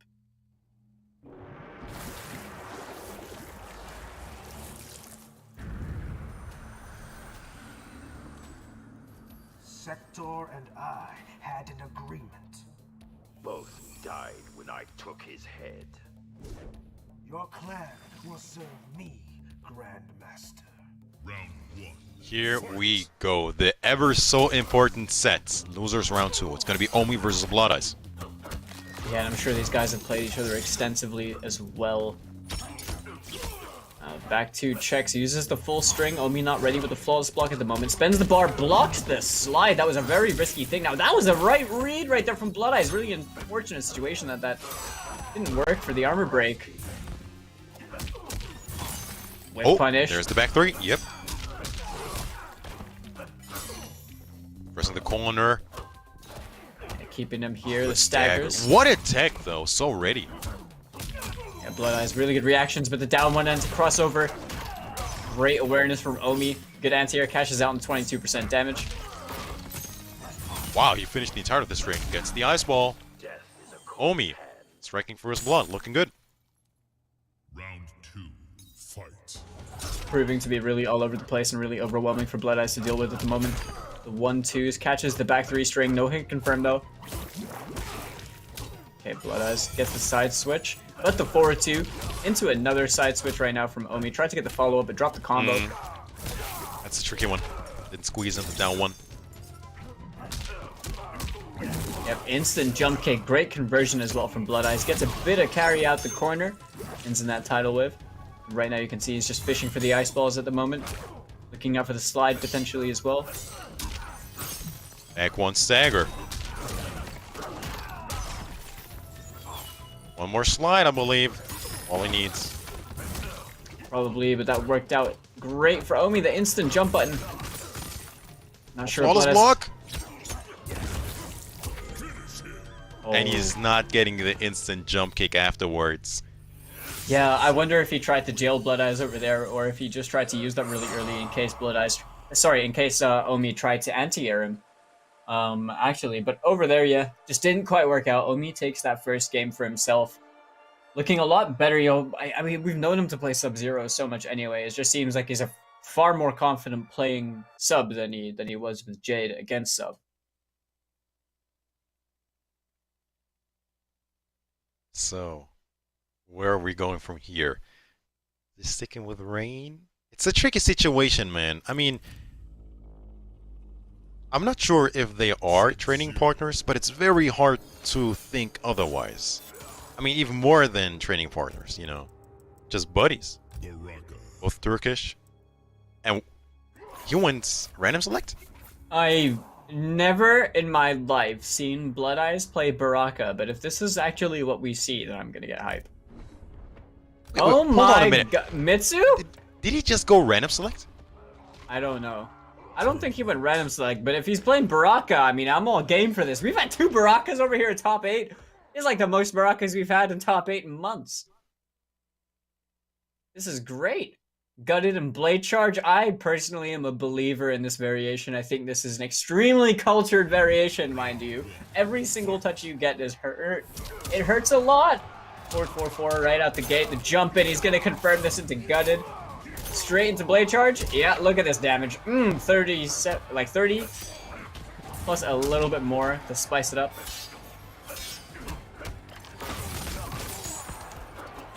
Go block, creeping eyes coming through. Wake up buttons though, the 1-1 straight into Gutted. The delay on it, about 20% right there, because he didn't have the bar to confirm. He's gonna get, maybe gonna get a punish. Oh no! Then he forced straight into the Gutted, should be death. Yep, spends the KB over there just to be safe. I don't know about all that. Not sure about that one, but better to spend the cash than to let it go. You know, better safe than sorry. Yeah. Through that, another wake up button situation, 1-1 straight into Gutted. Yeah. Away. Everything is working out for Blood Eyes. What is this? It is, but he doesn't have the meter right now. Omi getting clipped by everything. Blood Eyes with the surprise Baraka pick, just blowing up Omi's offensive patterns. Oh, the down two? The raw down two. Kuchom Benimbe. Factory is blocked. Straight to the chop chop. I think that was the flawless block reversal. It was just slightly out of range.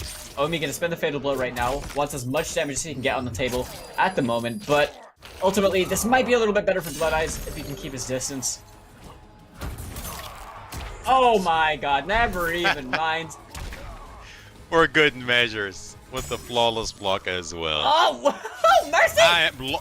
And then he blocks the forward 2 and he punishes it. Okay, Blood Eyes. Okay, buddy. Ends in that Blade Charge. I mean, this guy's really trying to send a message here. Forget about training partners and buddies. We are going to war. Blood Eyes. Well, this is the last thing I expected.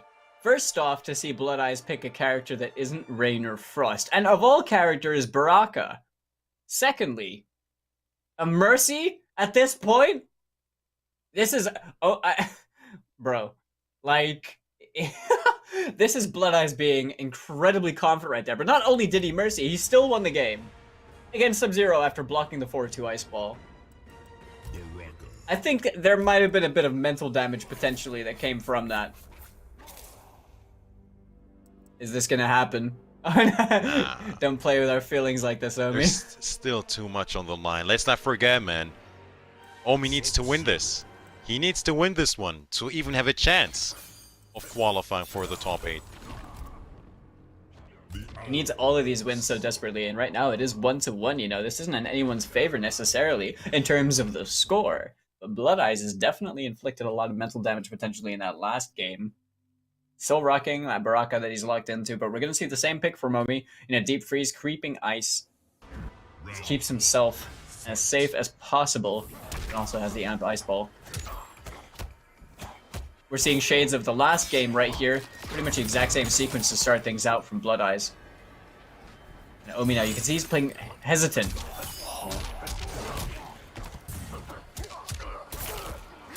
Okay, the punish from the roll. Gonna go straight into the blade charge. Omi unable to break the situation. 30% though. Staggers. Oh no. Look at the jump in. Blocked. Unfortunately, we have another disconnection situation, but I did confirm that it was indeed a random select, so think about that. Final week, top 8. The other guy has to fight for his life, quite literally, you know, to qualify for the top 8, and you have a guy here going random select, going with the Mercy, and doing all of that successfully. Think about that for a second, man, against who I thought was his buddy. I mean, that's just straight up disrespect. Yeah. Yeah, it is, but in all honesty, I mean, if I were playing my friend in bracket, if they didn't, you know, maul me in the most disrespectful way possible, I'd question if they were my friend, you know? I'd be like, no, you're out here to destroy me, you know? But for real, this is definitely it's a tough one. It's a tough one. I mean, Omi was showing signs of life. He was truly, like, you know, just fighting back a lot more. Blood Eyes is, like, capitalizing on these situations just so much more often. He's, like, finding his hits. And finding those hits with Baraka comparatively to Sub-Zero, it's a lot harder. He's just got really well-placed buttons. It was working very, very good. I mean, random select and a Baraka. I don't know about you, but I've never seen him play Baraka before. In tournament anyway, and you know, he was just straight in. I think the very first thing he was doing was jump in 1-1 into gut it. You know, the minute you do that, yep, that's looking like a Baraka through and through. Very interesting pick so far, man. We've seen Sonya, we've seen Baraka, not once but twice. We've seen Terminator. Yep. It's an interesting week, and you know, there is way more where that came from. It's going to be a long championship Sunday once again. This is only EU East. We still have the entirety of EU West. We still have over the half of EU East happening. So, you know, buckle up, you know, get your little snacky snacks, because once again, this is going to be a long one. This is going to be an interesting one. And I haven't even really looked into the standings when it comes to EU West. So that's a story in and of itself. But here, the story still is between either Vicious making top 8 or Omi. Omi is still in the progress. He's once again fighting for his life. He needs to win the entirety of this week to have a chance at qualifying. Vicious, on the other hand, has to lose the very first sets. It's an interesting contrast, but let's see how the rest of this top 8 plays out. We'll have to. I mean, this is both player matchups, Omi and Blood Eyes, and then Val and Vicious. And then in the winners finals, we have K-Top and Desarted, two players pretty much known for playing incredibly offensive and really, like, consistently staying on top of their game. However, I wonder if we're going to be seeing Cabal again from K-Top when that comes around, or if we're going to be seeing, you know, the Jackie pick that we've been seeing a lot, because a player like Desarted, you know, I wonder what he's going to try, or what the plan is really for K-Top. Is K-Top's just out here pretty much denying as much victory as possible, you know, kind of following that Foxy suit, so to speak. It's really just difficult. I think no matter where you are in this bracket, you're either fighting for seeding or you're fighting for a chance to be in the regional finals. And at this point, it's mostly just down to seeding. With a lot of these players, you know, you just get yourself into a favorable position by the time the regional finals come around, so you have more of a chance of like making it through. Maybe there's players you don't want to play against because you might not play the best against them, or certain characters you don't want to fight against because they play those characters. You know, it's really your time to kind of like rig it in your favor. But I think in Blood Eyes' maybe mentality is like, I've already qualified. I'm good. I'll just play and I'll just have fun with it, do my thing as we're seeing, you know? Could be, but you know, you were talking about that how these gentlemen are probably playing either for seeding or to make it to the finals, but you know, here's K-Top, who doesn't need to play for any of that. He is already confirmed first seed of the tournament. So, you know, he's just here to either get some more experience or straight up just gatekeep, because, you know, we saw many players, especially in the North American side of things, just straight up drop out the minute they pretty much confirmed. You know, they did really well in the first 2 or 3 weeks and were like, all right, that's it, let the others have a chance. Not so much here at the EU East side of things. K-Top is here to spoil the party for all of them, but we do have the rest of the sets underway. So once again, thank you very much for your patience, and let's see if this Cinderella story will continue for Omi, or if Blood Eyes with the random selects Baraka still, man. Random selects, mercying Baraka continues to do the job. Yeah, we'll have to see. See, change things up slightly by forward 4ing this time. The flawless block up 2 not going to work out for Omi.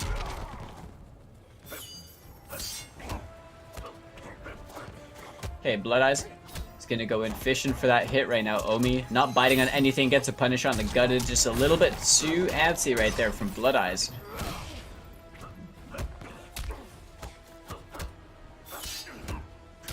Alright, Omi now trying to establish all this pressure. He gets himself thrown out of the corner though.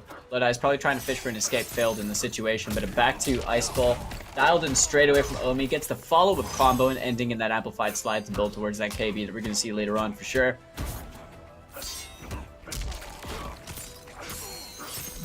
Okay, another back to Ice Ball. Omi really calling out these jumps a lot. Not getting blown up by them, but the up 2 trading with the meaty creeping ice. Omi getting that important round for himself. Now has a lead in the set.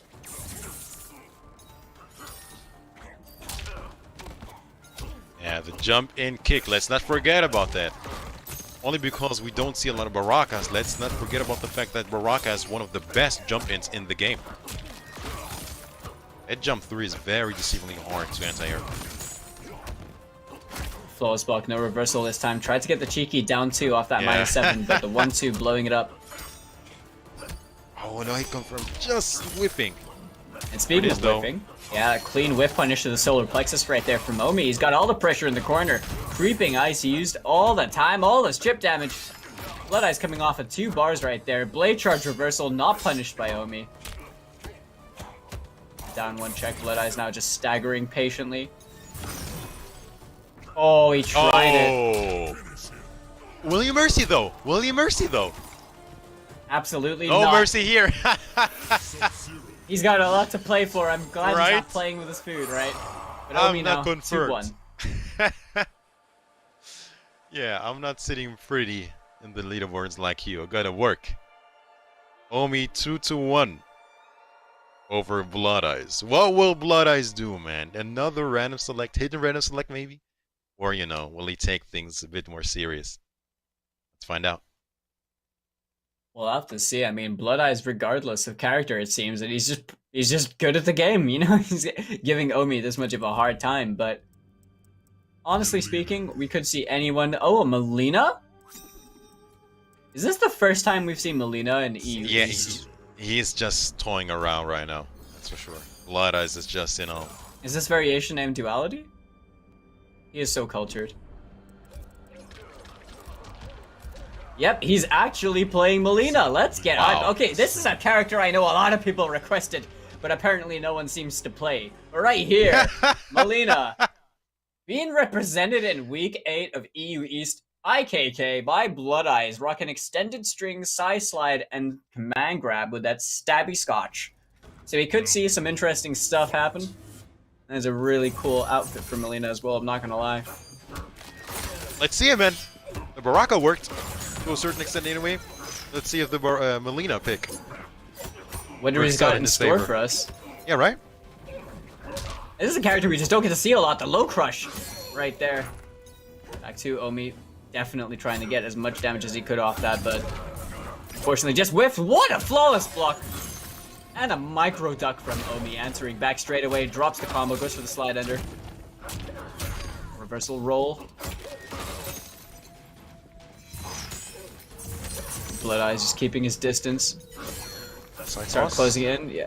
Omi is just so ready for these jump-ins right now, but the wake-up buttons right there, getting the punish for himself, ending in that stabby scotch. Overhead city. What happened? Almost brought it back. One more combo. Almost did. Just shy of that forward one connecting, but the 1-2 counter hit. Creeping Ice not able to confirm at the teleport. Hold on a minute. 18% left. What's it going to be? The low? No commitment. Side toss? Watch for the teleport. Watch for the side toss. 20 seconds on the clock. I was gonna say watch for the amp ice ball as well, but now he's off that meter. This is a good position for Blood Eyes. Omi's still trying to get back that bar. Yeah, he's keeping his distance. Watch the slide. 10 seconds on the clock. Okay. Oh, just out of the range. Yeah, way too antsy from Omi. That was obvious. Blood Eyes was waiting for that the whole time, just staying out of range. Oh, wake up buttons again to punish the gap.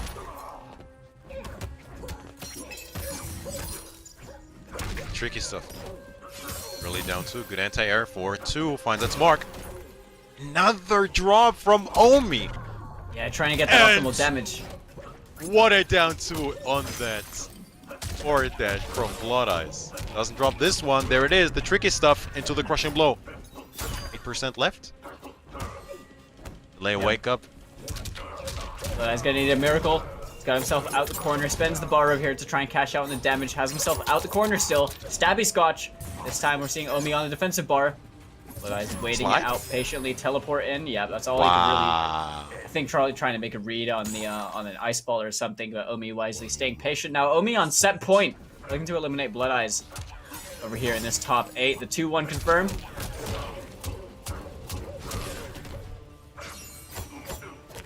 13 damage off that, gets the end of the string right there. The throw portion for 10%. Wake up buttons from Momi. Amp Ice Ball to get the confirm.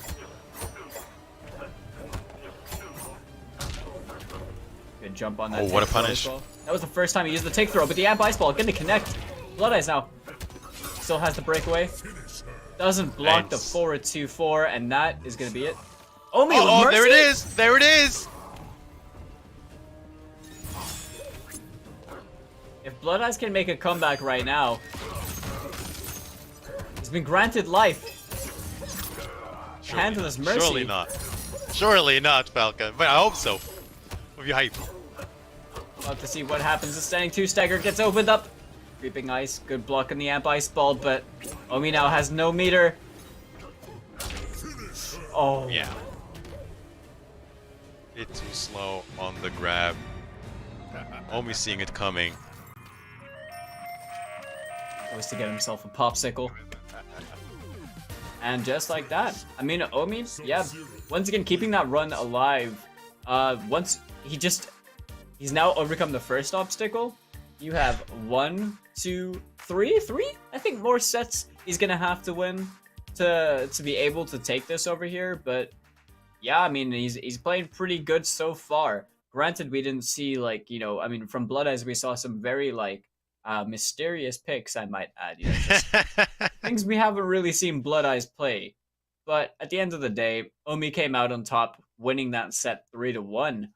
And further down the losers bracket, we do have, you know, more of a menacing set on our hands with Val and Vityaz both playing for XRO. So Sindel and Sonya. Gonna be a tight one. Looking like it anyway, and you know, you were talking about how, you know, he has still those obstacles in front of him, so that is Omi. You know, the other obstacle is Vityaz. Even though he doesn't have to face him just yet, he needs to lose. If he wins the next set, regardless, I think he just gathered too many points to be overtaken by Omi once again. Omi coming in at 15th seed, so it's crazy to think that it even has a shot in qualifying as a whole. But you know, a win gets you 350 points, so that would technically be enough to making it its 8th anyway. But so far, it's looking like Vichas has that spot, and he's not gonna drop that spot unless he loses the next set and Omi wins the entire week. So even if Vichas wins the next set, that's it. Omi doesn't have a chance of qualifying anymore. That's what I've gathered anyway, looking at these numbers.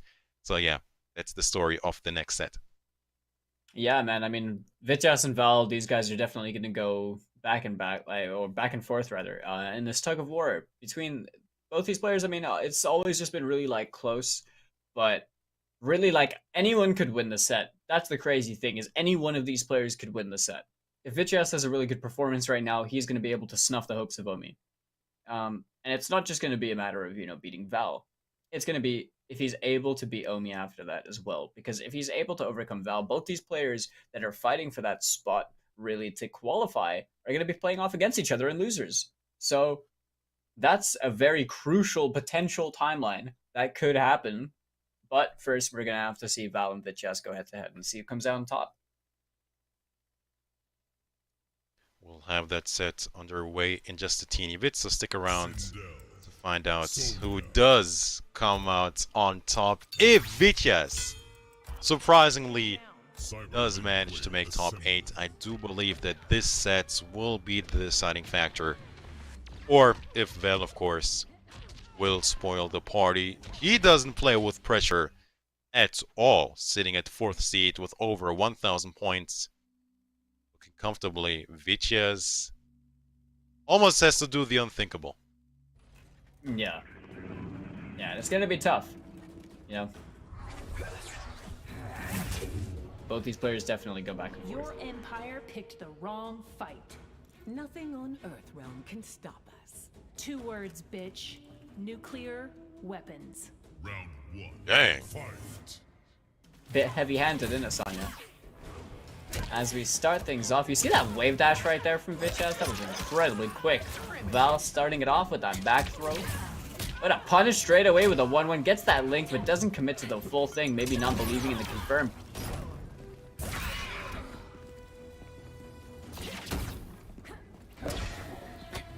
Oh, definitely fishing for that trip guard right there. Val now gets himself thrown in the corner. Vichas, if he's able to capitalize on this, a lot good guess right there from Val. Wow. Went in for a cheeky throw, but a double down 2, still 30%.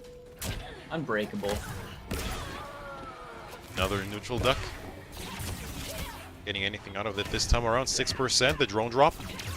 Word 4 is blocked. And Vichas taking the first round. So far, so good for Vichas. Fight. It's a back 1 though. Did get that down 2 on the breakaway as well, which is really good for him. Flawless block as well. Fishing with that back 1, not able to find himself the hit. Vichas now trying to get the pressure started with Val, answering back with that forward throw to knock him further towards the corner.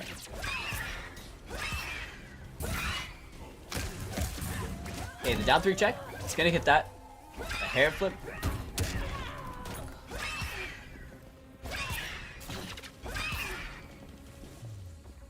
Yeah, just using the low star screamer right there in neutral, right? Just able to low profile the rings, just kind of play it really patient. You can see him just trading blow for blow. He just doesn't want to use it unless he sees the rings coming out. Great reactions right there from Val. Clean anti-air into the armor break just in case.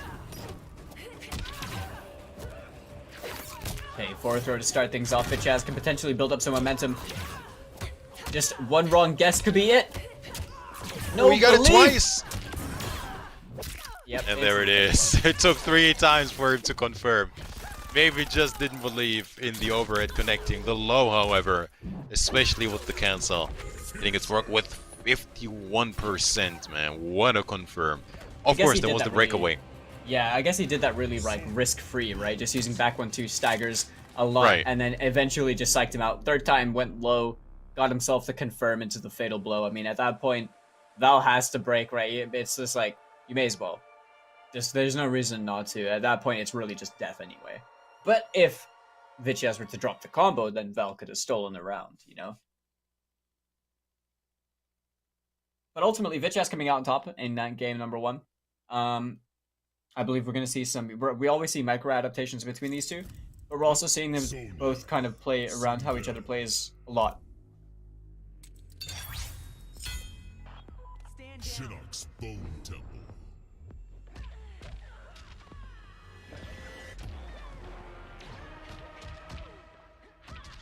Yeah, man. So, Vitya's 2 more sets between him and the regional finals.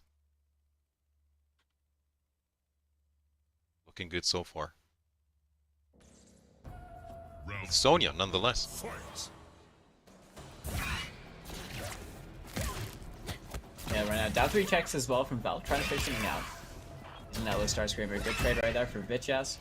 Has a tiny bit of a health lead. Not, no, it does not. Actually, Val who has that, but a flawless block for the first time in honestly ages. We haven't really seen Sindel's 1-1-2 get flawless blocked, you know. Wake up punish from Val right there, the back 2 to extend the combo, ending in the haircut. We saw him do earlier on. Vityas now trying to control this space. Gonna have to work his way in just a little bit. Goes for a clean jump in on that low star screamer. Wrong range for you, Val. Using that ass whooping to spend the bar for 36%.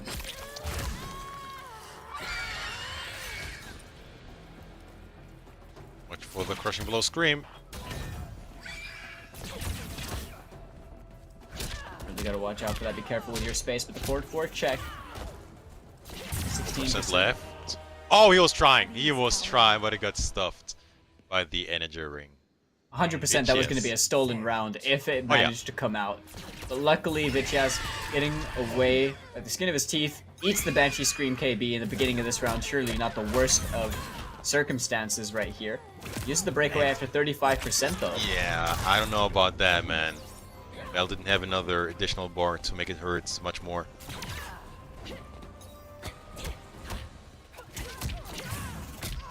Another neutral duck gets the cancel as well mid-screen. That is not easy. Yeah, didn't drop it this time round. Val can find himself a confirm though with the haircut off the 1-1. Ends in the interactable for just about enough damage to close things out. Ties things up 1-1 in these rounds, but Vityas still with that game lead. That was really impressive.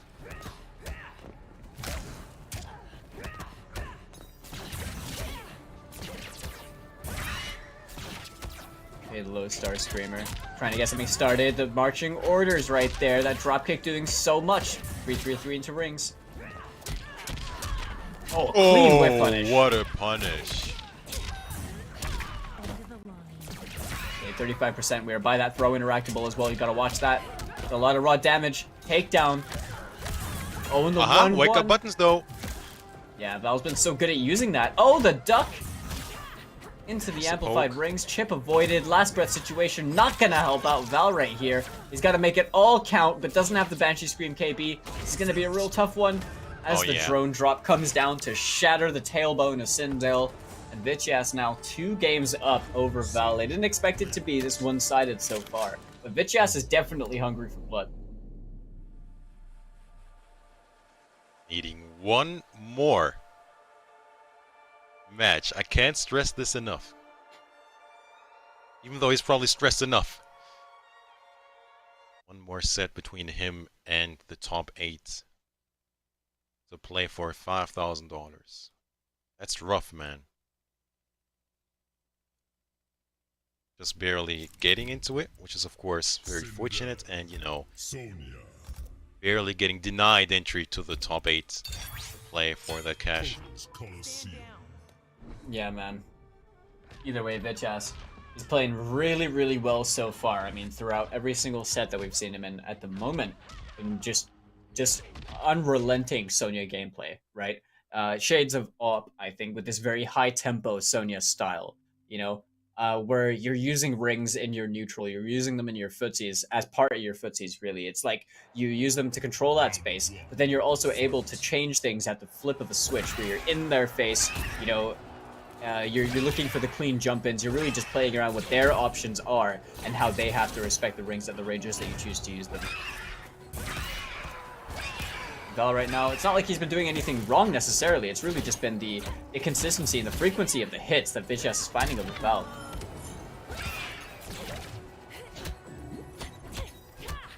staggers. Right now, Val just playing respectful, gets back his turn, and able to do much more with it. We're seeing pokes for pokes. Respectful off the +1 as well. Canceling, interesting. Probably didn't believe in the hit. Oh, another neutral duck. Man, he's been so on point with calling these neutral ducks out. Or grabs, I should say. No, you're totally right. These down twos have been working out wonders for him. He knows that Val wants to try and throw you back in the corner. That tends to be like the squirm option from Val, is that when he panics a bit, he wants to throw you back in the corner, and Vitchas obviously being incredibly wise to it. Okay, Val with a big hit confirm opportunity. Forces the breakaway off of Vitchas.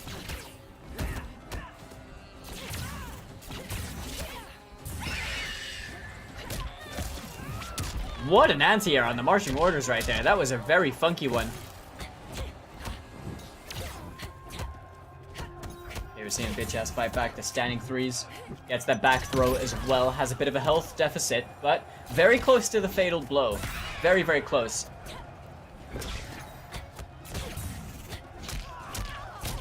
Okay. Oh! Shimmies. Pressing, yep. Very even. Raw down 2 though. What was he looking for this time around? Not sure. The Banshee Scream. Double flash below is in play. Okay, good defense right now, and patience from Val. Reversal fatal blow. Oh my god, after all that! He was so patient through it, and then just kind of threw it away. Making a hard bleed mercy! Again! Why is it the people that need to be playing for points are getting mercies? Oh, it's the armor break. Man! He had me stunned! He is trying to qualify for the top 8 over here, and he's mercying? I mean, that's just king energy, am I right? That is king energy. As Vitchas takes it 3-0 over Val, and in my opinion, a very unexpected result. I thought it was going to be a lot closer than it actually turned out to be, but Vitchas showing why he is, you know, at the top of the top when it comes to Sonya over here in EU East. Just an incredibly strong Russian Sonya player, doing a lot of damage. And, you know, ultimately, much better position moving forwards now, but we're going to have that thing I was telling about earlier. We have Omi in the loser's bracket, who has to win the whole top 8 in order to actually qualify for the regional finals. Then we have Vitchas over here. Pretty much a guarantee if Omi doesn't win. Now has the opportunity to deny Omi that chance and secure his spot right there. And that's going to be an all-important set that we're going to have on our hands later on. I'm looking at the standings, and I think that's curtains for Omi, no matter what. Because he's guaranteed 3rd now in Vitchas, which puts him at 650 points. To guarantee even if 3rd, Omi I wins, think he would have to be in losers finals. I think he's got to beat Omi to guarantee. Excuse me, right. He's guaranteed 4th, and which that is would put even him ahead, enough. Right? No, Vitchas is at 620 points, and if Omi wins, that's 600. So there is no way for Omi to overtake Vitchas. So at with this that point. win, Vitchas pretty much just solidified his spot in the finals. Yeah, if I'm right, did it with don't a quote me. mercy. Yeah, that's exactly what I'm saying. Like, you're trying to qualify here, and you're mercying people. No, that's not in the books. That's not how it's Just supposed get him to the be. belt already. Just do it. Like, bring him the crown. Right, that's high energy coming from Vitchas, but I do believe that he is guaranteed to make top 8, and in what a fashion he did it as well. But for now, let's go over to the top 8 winner side of things. So that's going to be winners finals. It's going to be K-Top versus Dissorted. But before we go into that, let's quickly talk about Astro Gaming for a little bit, the official audio partner of the Mortal Kombat 11 Pro Competition. The audio that you heard, you know, across the past months has been brought to you by Astro Gaming. They've been supporting Mortal Kombat for quite a bit. So go ahead and check out astrogaming.com to see their officially licensed audio products available right now for some PlayStation headset gear. Now, we do have K-Top and Dissorted. It's going to be a 1st seed versus 2nd seed situation. I mean, 1,700 points, and not even counting the ones he's accumulated today. How do you even get so many points? Over here, people struggling to get even to like 500, and these two individuals just going crazy throughout the entirety of the pro competition. I'm not even sure how many top 8s K-Top missed, if any. So consistent. Honestly, for every top 8 that we've seen K-Top in, he's either won or gotten top 3, if I'm not mistaken. So regardless, he's always pretty much found himself in either the winners finals or the grand finals. And that level of consistency is crazy when you have a region that is, you know, chock to the brim full of really strong players. Right now, winners finals between both these guys. Desarted showing off that new Sub-Zero that he's been playing so much of lately. K-Top rocking Cabal this time that we saw earlier on in the set against Valve. Desarted has a significant lead in the life department at the moment. Short hop into that back two to bait the jump right there. Great confirmed 26% into the 4-2 creeping ice. The 1-2 creeping ice. And Desarted just controlled that entire round right there in the corner.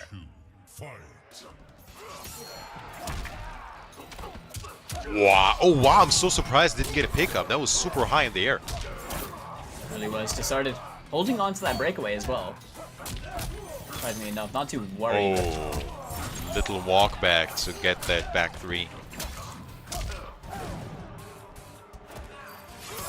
Oh my god, the patience. Triple dash it into grab? Okay, no confirm right there. Yep. Didn't press. Fatal Blow's on deck. You know what that means. There's the favorite 4-2. Oh! Oh, he had the read just a little bit too He's slow. safe. Not dead just yet. Started trying to find that hit, down 1 punish, 4-2 creeping ice, uses the fatal blow right there off the 2-1, and that should be the game right there for Desarted. Came back in time, that fatal blow, had it already. That was really good timing from Desarted to know when it was going to come back. I wonder if he was counting the fatal blow in his head after it didn't work out the first time. Because that was like the moment it was available, he was able to use it, right? I didn't even hear it. I feel like he was, low-key, I feel like he was actually counting. Like, after he missed the first one.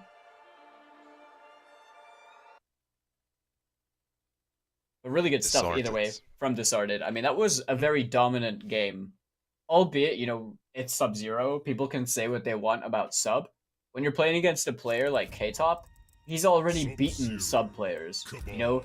It's like K-Top's already been winning, like the pro competition online week. Like it's just like that. And albeit K-Top's on a new character, they're still a strong character, and K-Top's a strong player. And for what it's worth, Desarted's playing pretty well against someone that has already dished out so much damage to pretty much the entire part of this region. So 1-0 Desarted. No changes from K-Top. Straight back into it, into the winners finals. Staggers right there into the back throw. 13% goes for the polar axe as well. Use that breakaway nice and early to deny the combo possibility for K-Top. Always ready with that OS. Man, oh man. Oh my goodness, that the down works. two, just let it rock. Man, are these gentlemen button friendly. Look at that. Definitely down 1 advocates in their entirety. Forward throw right here, gonna give him the Oki, maybe looking for a safe jump. No, he's not. The 1-2 meaty doesn't mind hanging his back in the corner. This is now only chip situation that's gonna close it out for K-Top, but... Oh, wait a second. Didn't go straight into the fatal blow. Used it there. Why would you break Desarted? Oh, no. What a choice. That was a really questionable decision. I'm perplexed, really, but K-Top, 2.12 live, manages to take away that round right from underneath Desarted. Pulled the rug right from under his feet.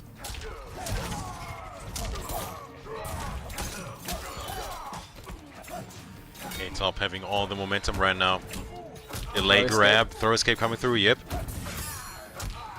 Flawless block right there from Desarted, being ever so vigilant. Roll punishing the back two. You can tell Desarted backed off a little bit, trying to catch the roll just in case it happens, but a little bit too shy on the distance.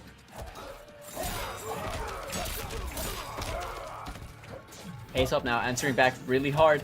Short hop into the slight gas, has all the pressure on the world.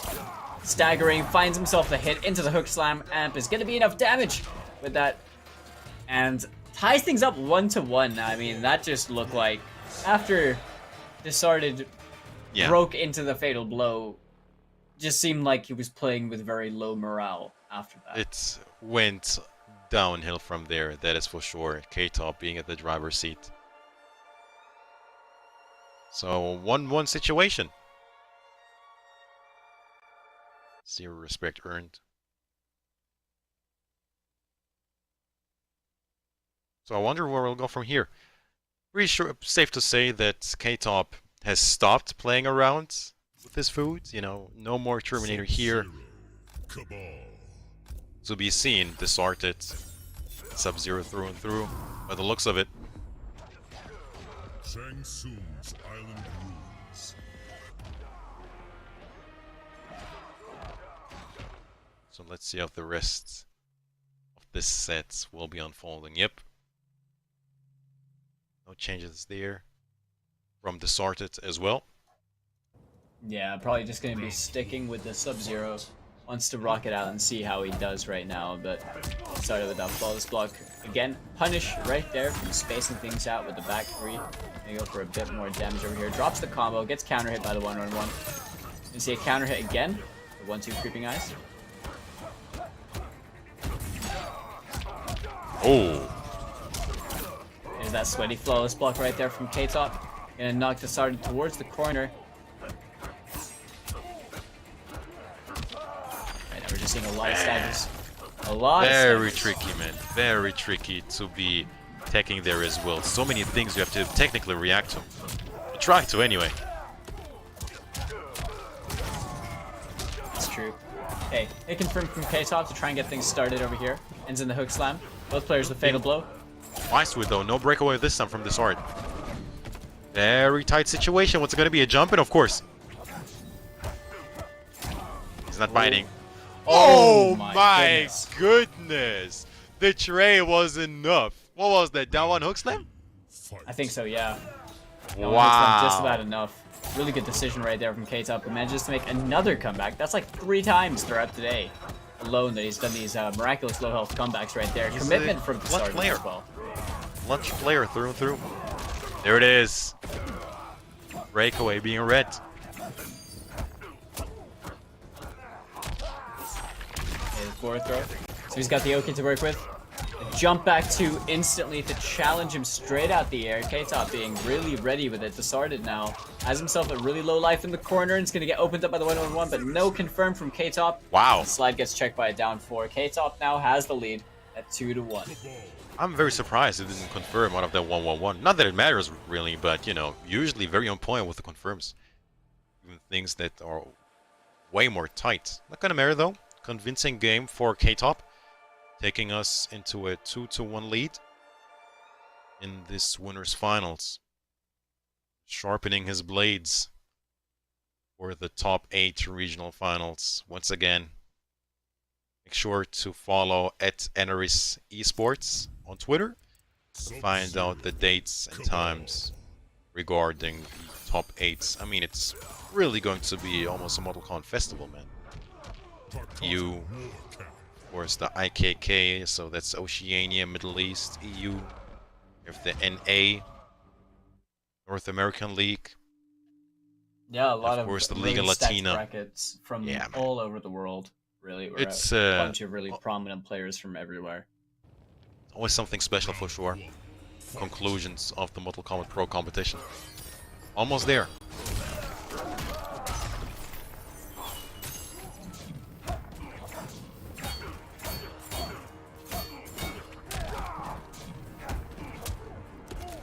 Okay, checks right here. You're seeing a lot of pressure right now from K-Top. He couldn't find a hit until just then.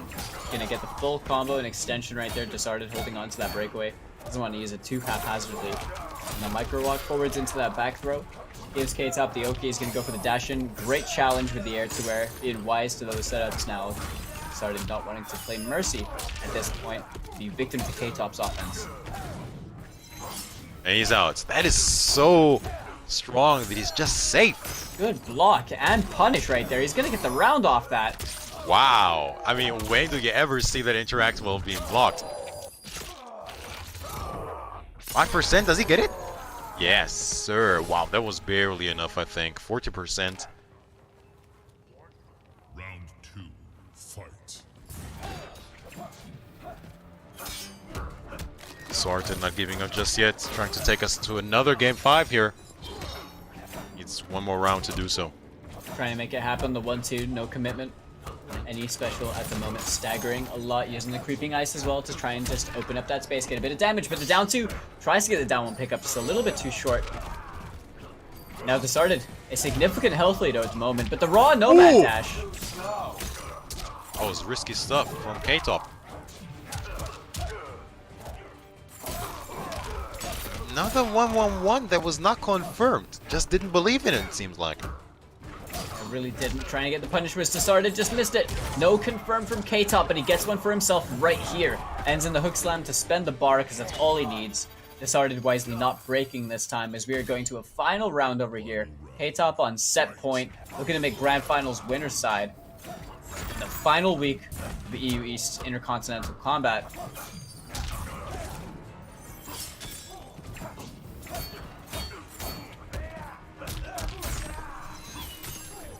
And this is really like number 1 and number 2 seed fighting right now in the leaderboards. It's looking like it as well, right? It's evenly matched. Okay, escape failed. Gonna have to hold on to that one. The down 2 just whiffed. No follow-up combo though. And no confirm from K-Top. Could have been huge for him.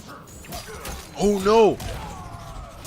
And that should be enough. Yeah, keeps him standing. That was gonna be a break regardless, and I don't think there is a mercy coming here. For sure Most not. likely not. No, no, no. That's right. K-Top I just saw you around. drop easy friendship 3 times, K-Top. I saw that.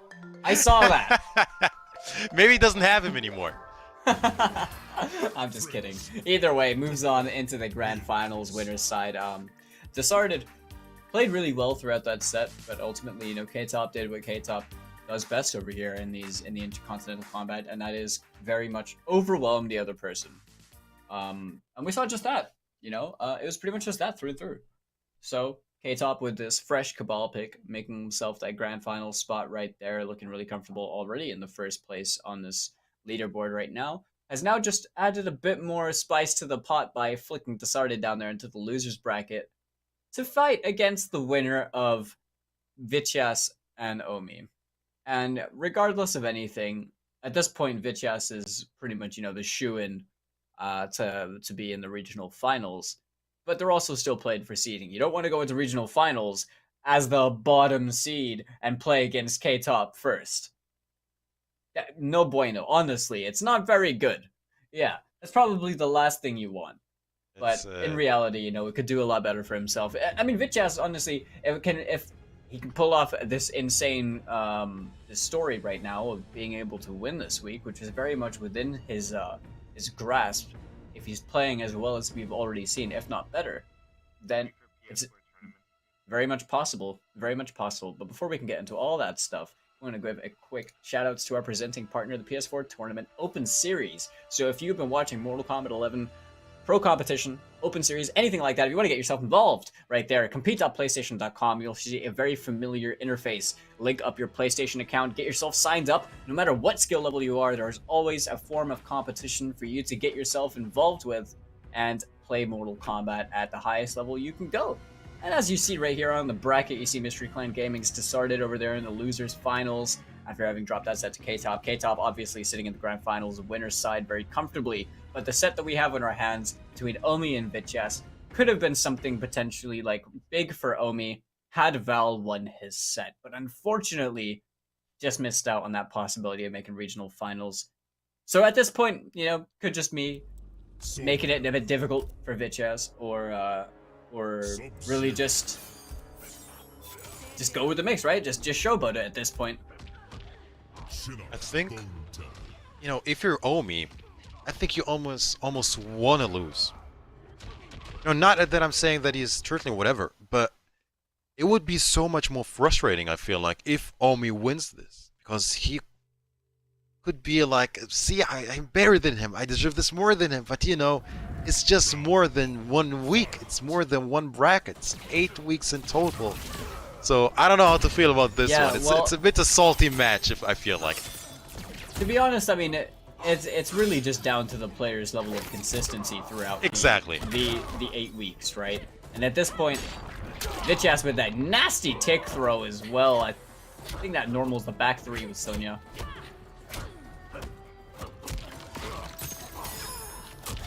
Oh, back 2 again. Omi's been really good at using those throughout tonight. Yep. Good pickup. Down 2. That's it with the short top, though. Yeah. Now, Vitchas has definitely been like a shark inside blood-infested waters tonight with this Unleasher Gene confidence that we're seeing. He just knows when to just play super aggressive and when to commit to things. Unfortunately, commentator's curse right there as he tried to get a whiff punish, which didn't really work out for him, and Omi capitalizing with that damage in the corner. Wow. Back to anti-air. Getting a grab. This is looking very good for Omi so far. Yeah, the down two straight away. What's with all these down twos, EU East? They're all working as well, it seems like. Just a big brain down twos. That was a very tricky thing to anti-air right there with the marching orders. That drop kick from the air, the jump to... Uh-oh. It's ever active hitbox. No overcommitment from Vitchas. One more. So many short hops. Surely not. Oh my god. Yeah, the down one on hit. That was... Squeezing in the down one. But once again, man, let's not forget, Sonya doesn't have the best mids. Very true. Great punish right there from Vitchas. Backed off just a bit. He's got this. You can see Omi's just trying to squirm his way out. He's just holding all of this in the corners. He's now down to just under half his life. Short hop 3 gonna connect. Staggers. Doesn't duck the ring and now eats the KB for his troubles in the back one too. Wow. We haven't even seen the left side of the corner, I feel like. Yeah, we've seen the left side of the stage. Right? It was just straight up bullying in this right corner. All these short tops. Can we talk about these short tops? What was that, 5 that hit its mark? Honestly, you remember earlier when I said Shades of Op? It's exactly the same thing, you know? It's like, and I know that Azerbaijan will do it too when playing online. It's like this thing about when you have like, 1, 3, 4, and then you've got down 3. It's like conditioning people with short hop 3. It's a very online thing to do, but frankly, it works a lot. And it's good that we're seeing these players confidently go for that option that's conditioning their opponents, because it makes them scared. It's that quick overhead check, right? Even though it doesn't get you much damage, it doesn't get you a combo, it gets you a knockdown, puts them back into that situation where they're just getting so overwhelmingly frustrated in, right? This cauldron of like pressure that they don't want to get opened up because then they lose so much life.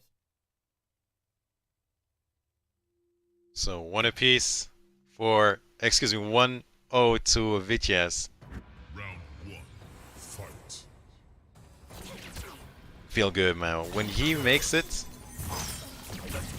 ends this set as the winner, I think that would feel good, man. Especially, going into the situation that we have for our hands.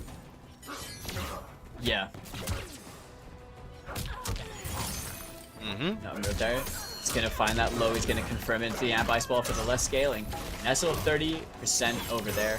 Throws the poor monk. Didn't really deserve that, but that's what he's there for, I guess.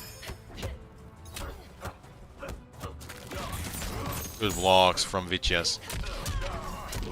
Okay, commits to the overhead this time. Omi unable to break the situation. He's gonna eat this whole combo. 32%. Gets caught in the back roll. Wow. And then the down 2 to close things out. Vitchas Might have been a had read, that. really. Yeah, honestly, just called him out straight away on that back roll.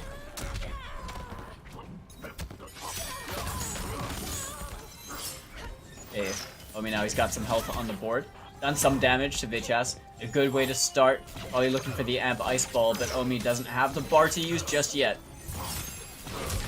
Man, Vitchas played that so smart.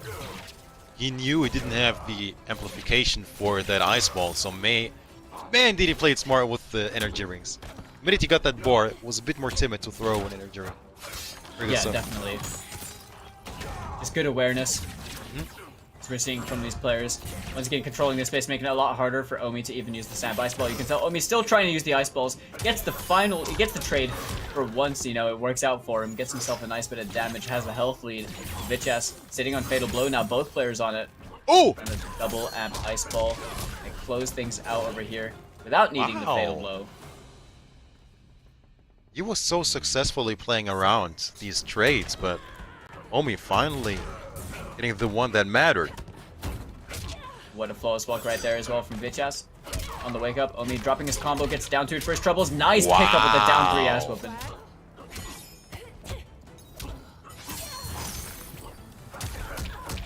Side switch. Gets the combo, the tricky stuff, into the crushing blow for 40%. Gets another back 3, surely to the jump in. Vitchas tried to up 2 over there, but Omi right now keeps him on his toes and the down 2 off the creeping ice spacing. Clever stuff. Man. These down 2s are something else. Those past, what, 20 seconds were all Omi. One apiece. If only Omi, you know, put in the work prior to this week. Yeah, it just this didn't would be have, a total like, different situation. Just didn't have the runs like, you know, I'm sure you would have wanted. The general like placements and stuff. I think Omi came into this top 8 with 250 points. Yep. And then if he had managed to win, that was 600, which still, you know, isn't enough. It's like at this point, yeah. But I think, you know, given future like aspirations and things like that, like who knows what's on the horizon. If there are other things like this, then we could see Omi, you know, having learned from this experience, having grown as a player. But ultimately, you know, it's impossible to predict. But back over here in the set, I mean, Vitchas is looking he was looking really good in that first game, but Omi managed to tie things up, starting things off with that forward 2 into ice ball straight away. Tries a forward 2 slide, but a missed, rather dropped punish from Vitchas. Very costly.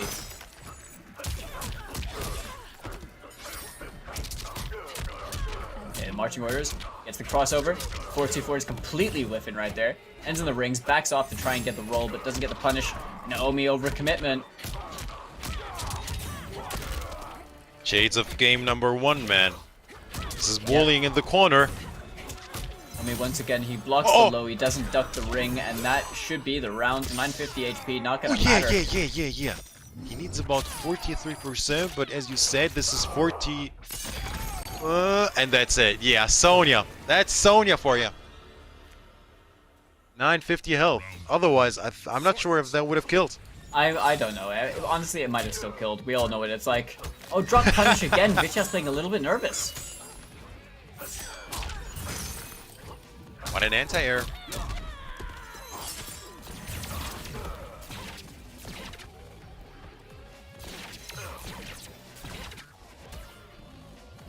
Lots of zoning.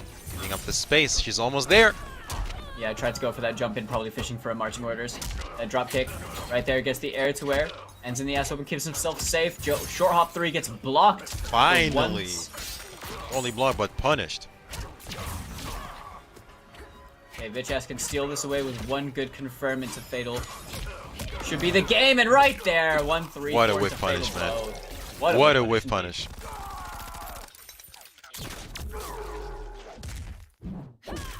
Didn't even need the last hit. Man, she's very vulgar. Very dirty mouth.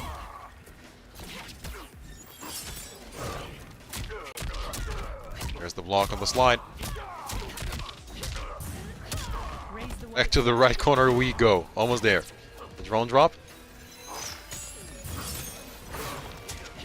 Yeah, oh my goodness, nope. Just a bit too antsy with that slide. Okay, flows block on the amplified ring. Didn't have the bar to go for the reversal, but right now, Vitchas trying to answer back. The short hop pick blocks the takedown. Oh, no punish, but 4-4 takedown anyway? And it worked, and the 3-3 into the ring is going to be enough damage. Close it out.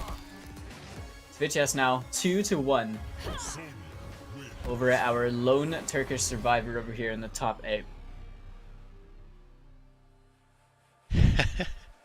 You say it like that, but he took the only other Turkish fan out himself. That's true. That's the brutal nature. Yeah, right? It's the reality of this top 8. So 2-1 for VGS. Omi playing really for glory, so to speak. Sub-Zero. Sticking with Sub-Zero. I mean, I'm not sure if Omi tried other characters this season, but I remember even in the first pro competition season that he was playing Sub-Zero. Well, Omi predominantly has played Sub-Zero, but I think we've seen Omi play Joker and Jade, and that's pretty much it. Of course, I don't Jade, think yeah, we've yeah. seen like any other characters from Omi. Okay, good. I don't think that was intentional right there. You probably didn't even see it, to be fair. That interactable. Got punished, gets opened up right there. No confirm from VGS, wasn't able to get much more out of it. With punish for the Quite energy a rings. bit, it seems like, man. Oh man.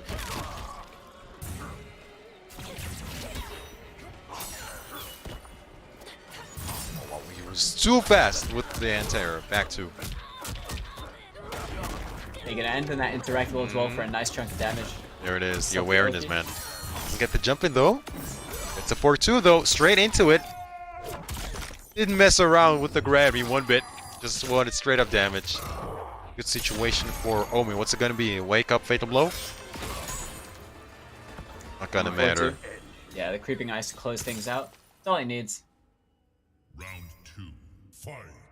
Omi right now, he's just trying to answer back at the moment. VGS, he only needs this game right here if he's able to win this to advance on fight off against Disarded, but Omi putting a substantial wall in front of him, trying to give him a nice bit of a hurdle to overcome. Not There it is, that's the trade he needs. It is. Wanted to build that crushing blow. Really doesn't Another want one. to.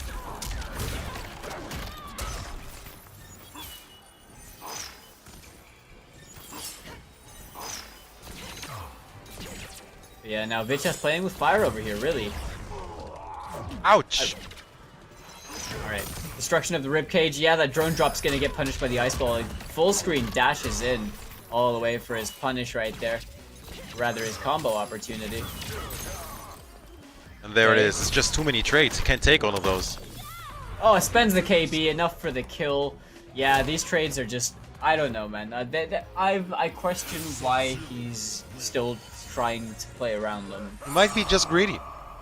I mean, to be fair, it was working very well in game 2. If I recall correctly, but here, what was that? The 4th trade that got him the game? Yeah, give or take. And it's just not worth it. Not a teeny bit. If it was a close situation, yeah, I get it, but you know, we've seen him being able to confirm even like almost full screen, especially with that slide crushing blow locked and loaded. Which was enough to take it, so it is another game 5 situation, an evenly matched set between these two. Black Market Alley. Been On a really set. back and forth. I mean, this is Yeah. really the furthest that VGS has been pushed so far, right? And that is being pushed into this game 5 situation. So over here, I mean, we saw VGS lose the game earlier to Magic T, didn't lose a game to Val, and now in game 5, both of these guys trying to get a shot at running against Disarded. For Omi, that's a run back opportunity. For VGS, that's I guess just destroying someone from the same reason who's just in your path at that point. And K-Top's just chilling out here. I think he's completely stress-free, you know, just sitting comfortably in the grand finals. But the game 5 over here between both these Pirates in EU East. Yeah, you can tell VGS now forced to approach. Oh wow! Short hop on the rising ice. He was trying to do something funky. Almost worked as well, it feels like. There we go. That's what he was looking for in the last game. Finally got it this time. Okay. Omi eating that KB nice and early is going to be good for him going forwards in this final game. Nice and good. The 4-2 confirmed right there. Drops the combo intentionally, probably baiting out the breakaway. Trying to go back to this style of throwing out ice balls and making it hard for VGS to approach. Yeah, this runaway game is working out so well for Omi. You can tell Vitchess is just struggling to make his way in, and the 1-3-4 just a bit too much. Omi getting that wake-up punish is now on set point. Fight. I don't know how to feel about the set point, Falcon, man. It's just... It's a tricky situation, man. It's tough. It is, it really is. But it would give Omi the confidence he needs going forwards as well if he's able to pull it off right here. That is true. Oh, back to Ice Ball straight away. Yeah, it's just reading too that fast. entirely. Punish on that instant jump one. The back one. Confirm with the creeping ice. Here's the trade situation again, maybe? No. Close the distance. Eating it back two regardless. Just out of range, but Vitchess gonna get the wake-up punish into Fatal Blow. No. That should be the round right here. Oh, sure. This is Sonya. Yeah, this Fatal Blow hurts. Yeah, for sure. Boot to the face, 399. Double match point! Vitchess versus Omi. Russia versus Turkey. What's it gonna be? Omi with the first big hit. No breakaway available. Almost 40%. Stuck in the corner as well. Only a matter of time. Got himself there's a hit. A jump. Okay, oh no, that is not good for Vitchess right there. Omi gonna get that amplified. Yeah, gets the amplified slide. Very big health deficit. Gets the punish. Wow, in time as well. Uh-oh. Last legs right now for Vitchess.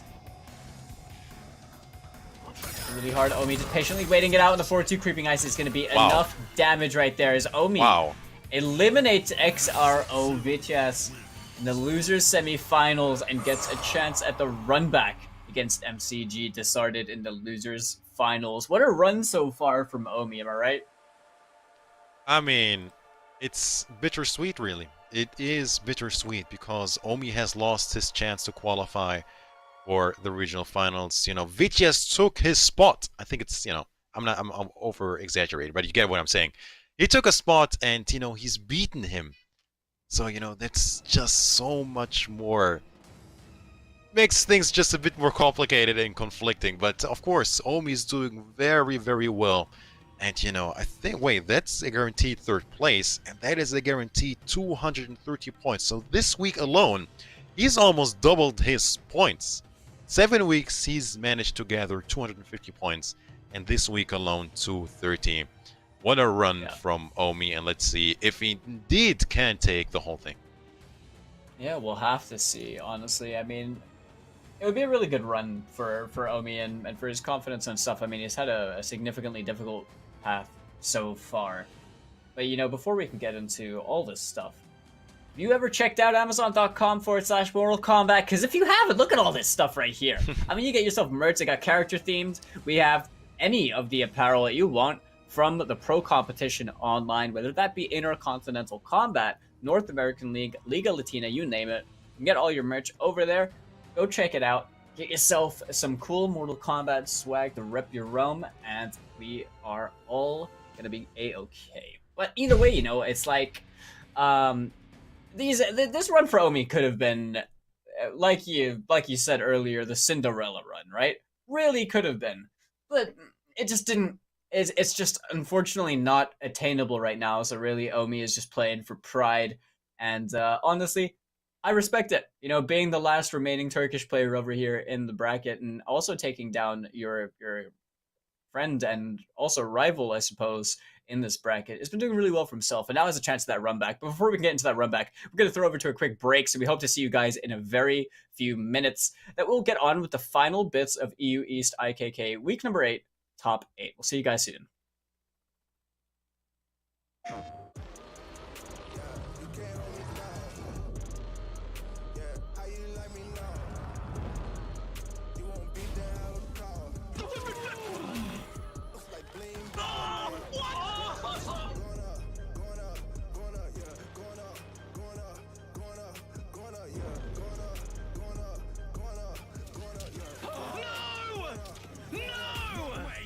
No jokes, no gimmicks, just combat.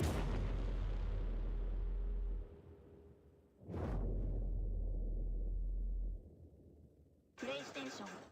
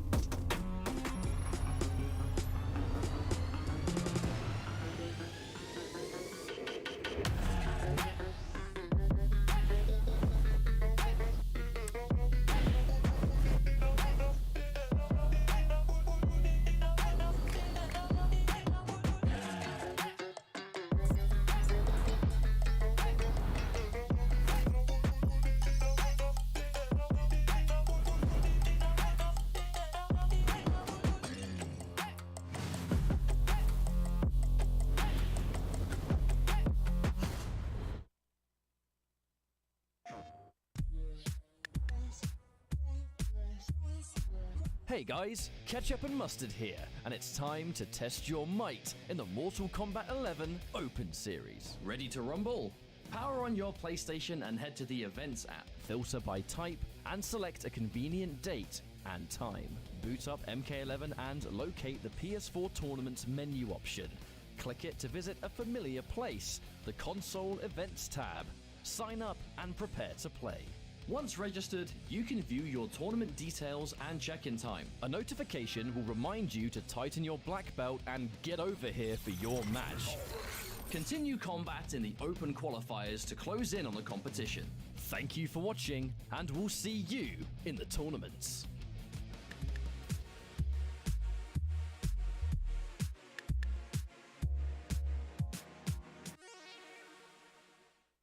PlayStation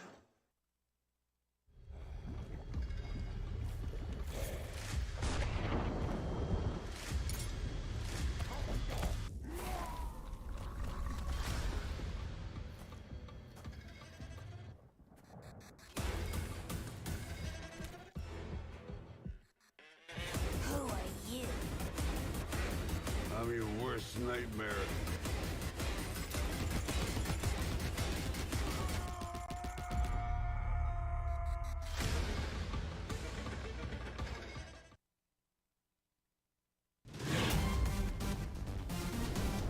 Any ring I step into is mine.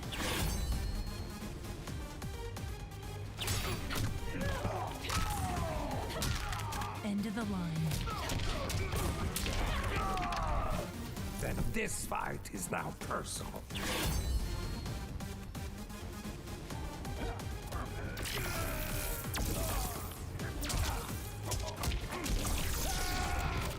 It is exhausting being so perfect.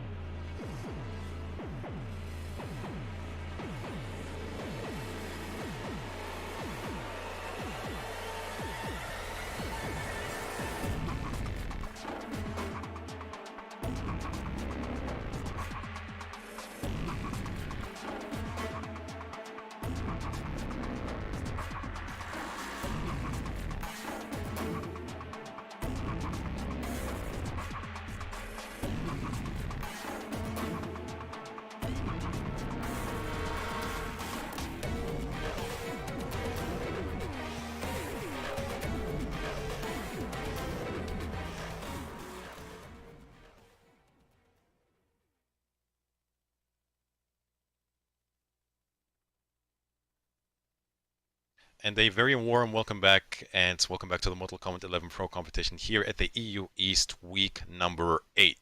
It's almost done. Everything what I've been saying for the past 3 hours about points and math, did way too much math for a fighting game. Throw all of that out the window. None of that matters anymore because everything is said, done, and dusted. So let's see how the rest of the top 8 plays out. I'm Mitsuons, and I'm still joined by Falcon. Hey, how's it going, everyone? Thank you for all still being here and for watching these awesome Mortal Kombat matches that have gone underway so far. But we only have 3 sets in our hands that are going to take place, or 2 sets rather, that are going to take place for the remainder of EU East over here in the last stop for the IKK. Now, as you can see the bracket right here, over there in the losers finals, we've got Omi with this really incredible match against Vichas just before the break. Going to be getting that run back opportunity against MCG Disarded. Now, I wonder if we're going to see the Sub-Zero and Jade again, but as you can see, K-Top, no stranger to the grand finals. You can see him sitting comfortably at the top. The lone Greek representative comfortably also in that first place position on the leaderboard so far. Will Disarded is in second. Omi, on the other hand, unfortunately doesn't have the chance of making regional finals anymore. Just won't be able to accumulate enough points, even if he wins, to make it past this point. So at this point, I've said point too many times now, but literally points are completely irrelevant, as Mitsu said earlier. This is just a battle of pride more than anything to close out week number 8 before we show off EU West later on this evening. But run back opportunity for Omi. I'm sure he's hungry for it. He's still going to be playing that Jade, and we're going to be seeing that Sub-Zero that we've seen throughout the evening on Disarded. Round 1, fight!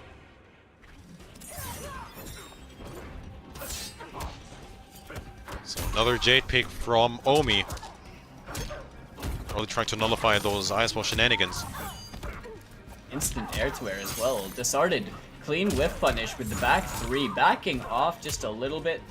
Sub-Zero shenanigans right there. That was a very interesting hit sequence, but gets the punish on the full string. 1, 2, 3, 4. And the interactable. The awareness, man. Really good use of damage without having to spend that KB. Instant down 1 challenge on the stagger off the stand 1. And the forward throw to close out the round. Disarded looking really on point. A lot of aggression being shown. Pretty much shades of what we saw first set of the evening.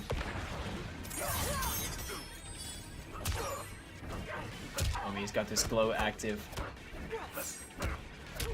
I'm not really too sure how useful glow is against Disarded Sub-Zero. He's not really using many projectiles that much. A lot of it really is just staggers and whip punishes.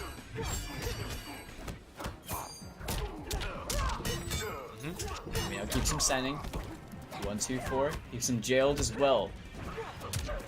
Down 4 checks, but the instant jump 1 counter hit right there from Disarded. Gets the launch off the stand 3 Rising Ice.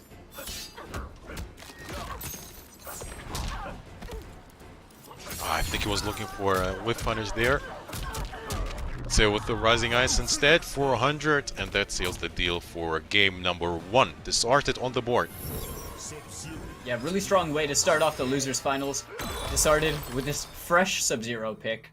As well, anyone that's familiar with Disarded knows he's been playing Shang Tsung for a long time. Anyone that doesn't know Disarded, I mean, I'm surprised if you've been watching European Mortal Kombat, but generally speaking, yeah, from playing Shang for such a long time at such a consistent level, now switching over to Sub-Zero, still managing to find a way to enforce his own game plan, right? And we're seeing there's big differences as well between how he plays Shang and how he plays Sub. He's not doing the same thing near enough at all. Sub-Zero. Uh-oh. Here we go then. Mirror match time, boys. No more Jade. It comes down to this. Sub-Zero mirror. Yeah, that it does.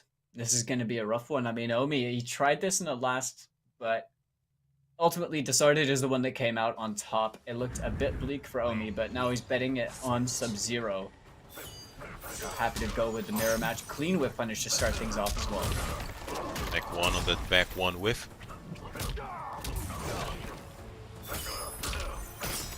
Counter hit as well, backing off. Didn't get the punish on that slide.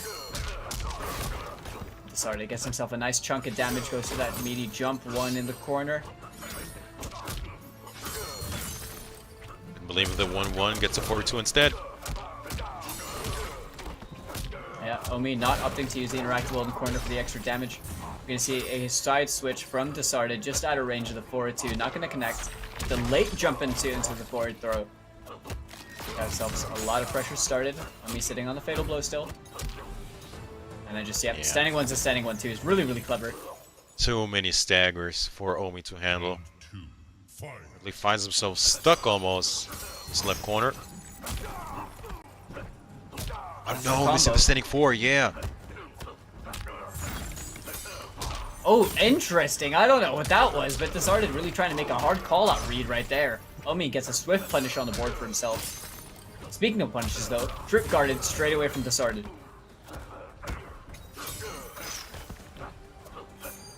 It's okay, he's so fast. I think he can squeeze another back too. Because he does it so early. I think it scales too much. It might be why he's not going for it. But the Oh, forward 2 okay. Rising Ice in the corner. Again with the Rising Ice extension, ending in the KB, almost 50%. And there it is, the Sub-Zero special. All of that into one wrong guess. It's a fatal blow. Oh man. That is rough. That was a very good round for Omi to steal away as well, considering Disarded just came off that 124 KB. Getting a big damage cash out at the end. No longer has access to that anymore, but on the left side of the stage, you do still have that throw interactable for a nice extra bit of damage. Wow, he was still in time with the punish.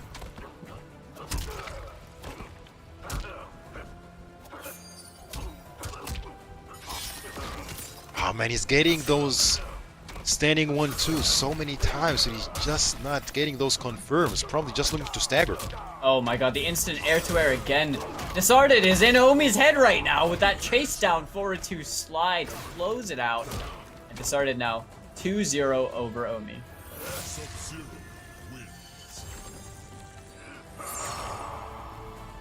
Going off a very prominent Sub-Zero right out the gate.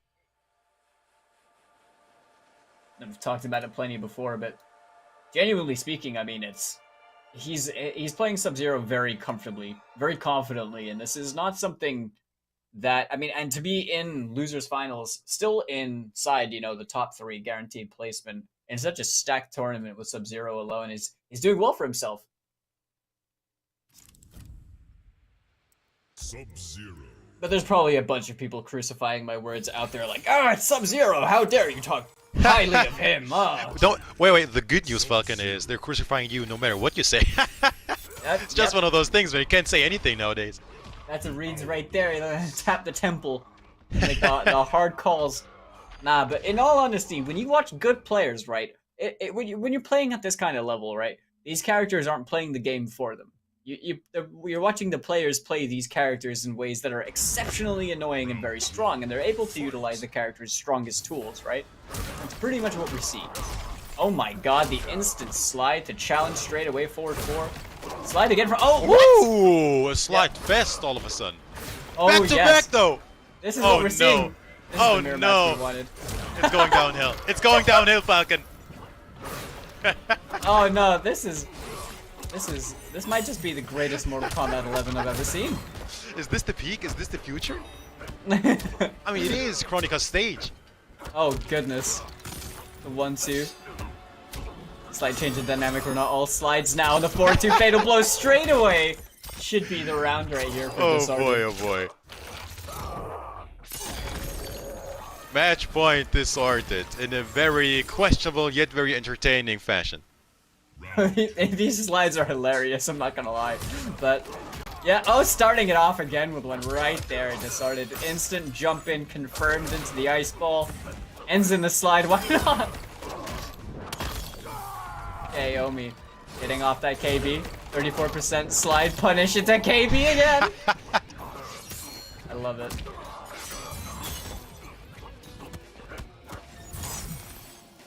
He did it raw amplification as well. What? Of course, ending in the slide. What else? Oh, jump 2 not gonna work out for Omi. Do a raw fatal blow. Do it raw. Do it raw. Do it raw. Do it raw. Not gonna matter. Ends in the brutal in style. And Disarded with another 3-0 victory over Omi.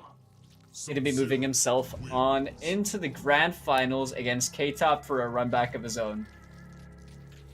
I mean, you know, when I said at the beginning of this segment, you know, throw everything out, what I said about points and all of that, I didn't think they would take that literally and throw out all these slides. Like, you know, it's still tournament, but that was a very exciting set, especially that game. So Disori once again taking the run back as well, and is trying to get the run back as well against K-Top as he advances into grand finals as well, coming from losers.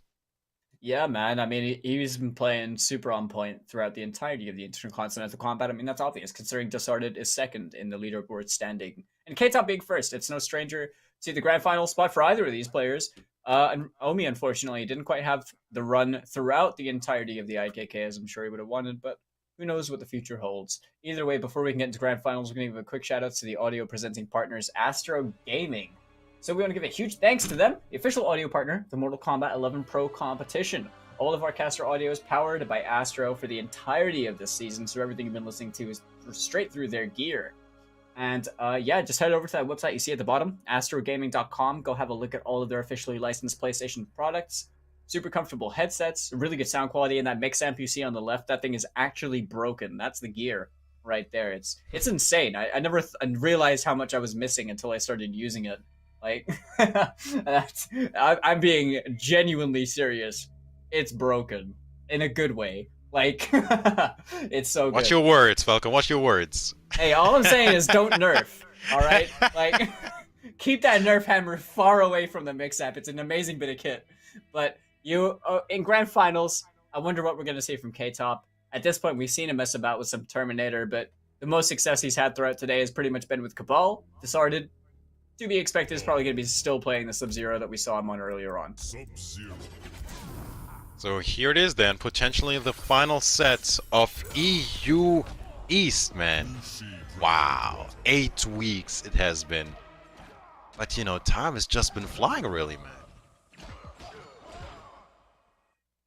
All happened really so has. quickly. Yeah, right. Feels like not too long ago. Time's certainly flown by when we're all stuck at home, I suppose. Just one of those things. Here it is then, grand finals. Disarded versus K-Top. Starting things off with a slide. Not going to work out for him as the 4-2-2 is going to get confirmed. Straight away now he's going to find himself in the corner with 30% health missing. Okay, there's the punish. I wonder if that was a flawless poke reversal from K-Top right there, but Disarded now. He's going to have to win this twice if he wants to take grand finals, of course. He's in losers.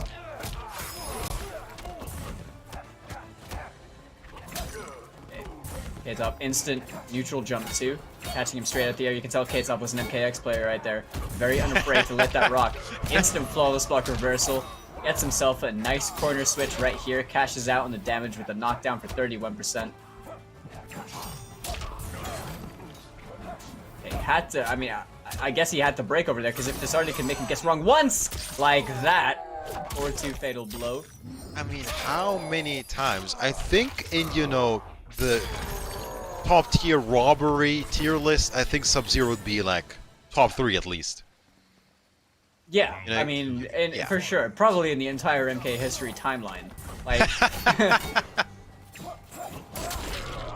Oh no! He tried so hard to whip punish. It really didn't work out for him, man. He tried to whip punish that, but yeah, he just got clipped by it. But that was a really sick conversion off the air to air.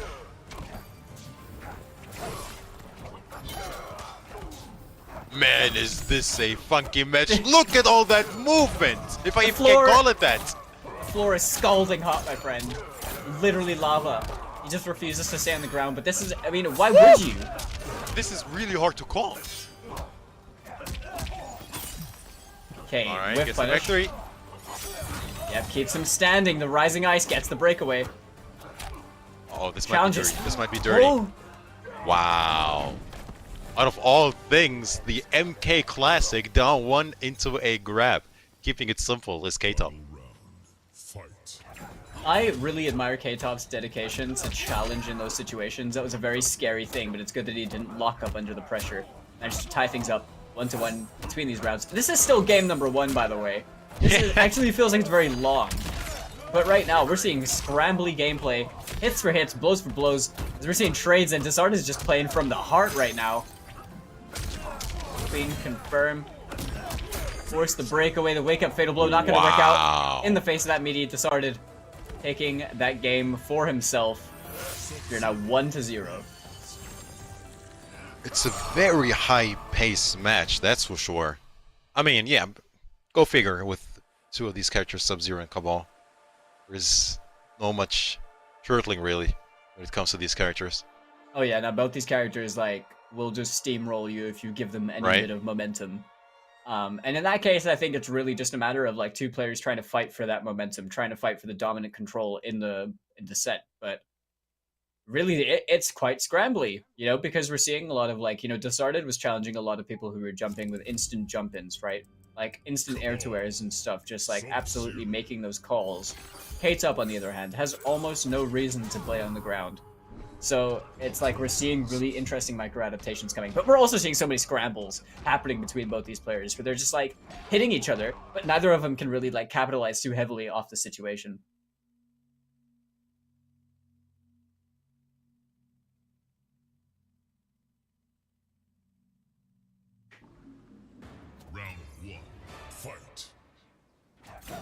Game number 2. Oh my god! I saw the throw OS from K-Top, who didn't get a punish, and then instantly got crushed for his return throw by Desarted, who starts things off at 37% to Raw Nomad Dash! This is like the second or third time he's made it work for him. Hardest of reads for K-Top right here. He's gonna send Desarted towards this corner, goes for that meaty jump in. The pressure keeps himself safe.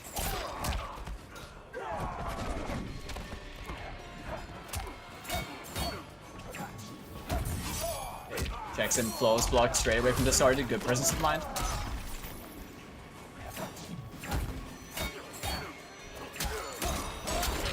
Didn't have the bar over there, but the KB is definitely gonna hurt him. This time, K-Top not dropping the combo, gonna get a full cash out and the round for it. 37% right there. This is something I actually haven't seen as frequently from a lot of, you know, European Cabal players and stuff, is kind of using back 1-2, down 2 KB at all. You just don't really see it used as much as I guess K-Top has been using this top 8.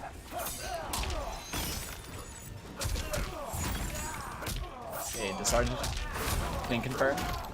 Gonna cash out on that KB, spending it right here, 43%. Yeah, he's fishing quite a bit for those flawless blocks. Getting it that time.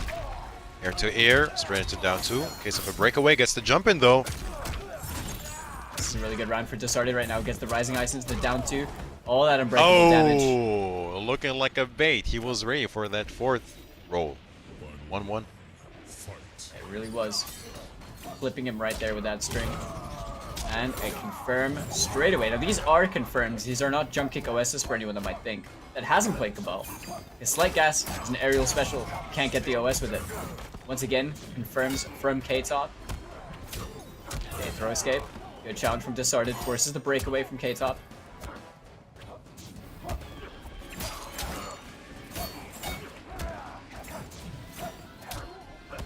Okay, whiffed jump-ins right now. Desarted trying to fight back. Good block on the overhead. Gonna get a full punish over here. No meter to break away for Desarted. This is gonna hurt a lot. 38.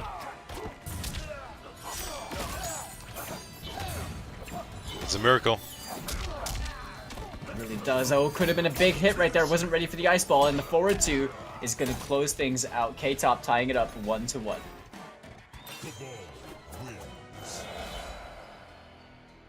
So, if he confirms the air slot gas into a jump-in kick and gets the hit, can he confirm out of that as a OS?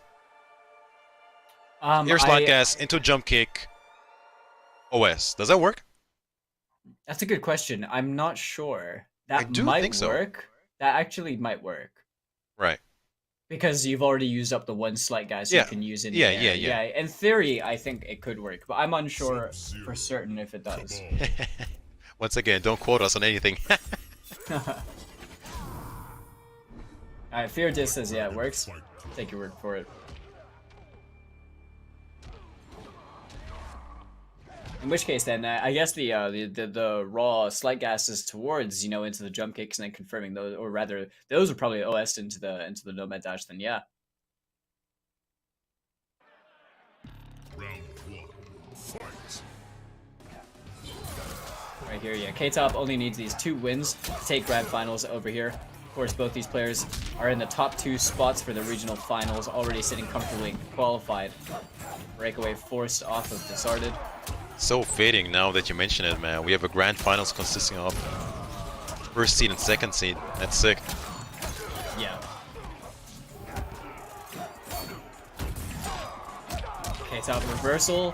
Flawless block right there. Doesn't have the bar to extend this combo at all, but he's got safety, got throw techs, and there he's also got wrong guesses. As Disarded, he's gonna knock him into the corner. Has a fatal blow on deck still. Instant jump one, not gonna work out for him, but the flawless block reversal straight away forces the breakaway off Disarded. Sorry, off of K-Top. The back throw gonna close it out. I saw the startup of that forward too, man. That would have spelled trouble. Fight. Wow, so late. Seemed like that up 2.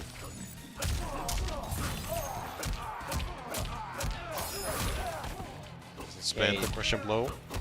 Doesn't he wants to hold on to that one. Important resource for the later stages in the round. And he's out. He has the up 3 just about connecting. Extending far enough. You can see it confirmed right here, ending in that hook slam for the reposition. Unbreakable 2. There's a grab as well. Man, it's looking so stressful to play Cabal. I mean, both play as Cabal and play against him. Yeah. I feel like you're just chilling if you're playing Cabal these days. It's just like, I will jump back 2 and slight gas towards you. Oh, and speaking of jump intos, flipped him out that fatal blow right in the beginning. Good blocks, man, but you can only block so much. And the up 2 into down 2. Really good call out on that jump in right there from K-Top, as he is now 2-1 up with only 1 more match to win to take it over here at Grand Finals. Final stop in the Intercontinental Combat EU East. The down 2 was the best thing he could have done because the way he hit that up 2, I'm not sure if he was behind him or in front of him. Doesn't matter if he just down 2, it's gonna... It was enough damage regardless, yeah, right? yeah, exactly. It was just guaranteed. So like, smart at that choice. point, it was really curtains for Disarded, but we're seeing good stuff from him. And there is a lot of potential that I'm seeing with his Sub-Zero,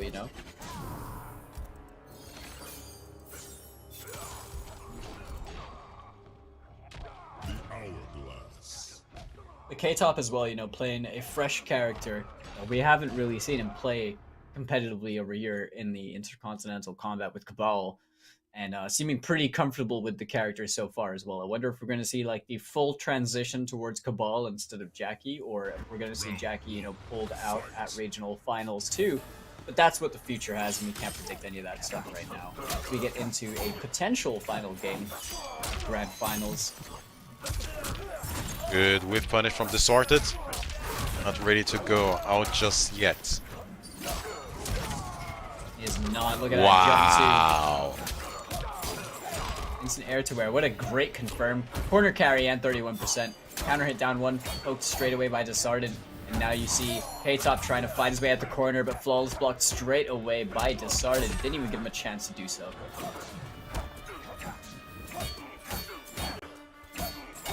Look at all those jumps, man.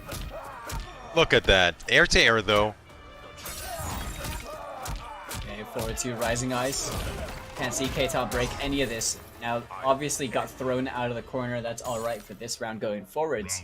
But we're seeing that round going in favor of Disarded doing what he needs to do to get enough damage to kill. Rightening the needle there a bit with the air slide gas. Again! Oh, the throw on the down 2! I saw the startup Falcon. That could have been disastrous.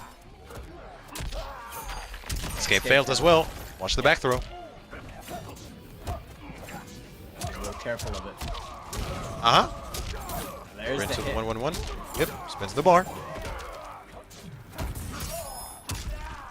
Instant flawless block right there from Disarded. Not letting him get away with that. Down 2 on wake up from K-Top. Probably reading that throw. Decided just needs that one back throw. Nice pickup. Not enough damage Beautiful to kill. Block on the short hop attack. And that is enough damage right there. Ending the brutality.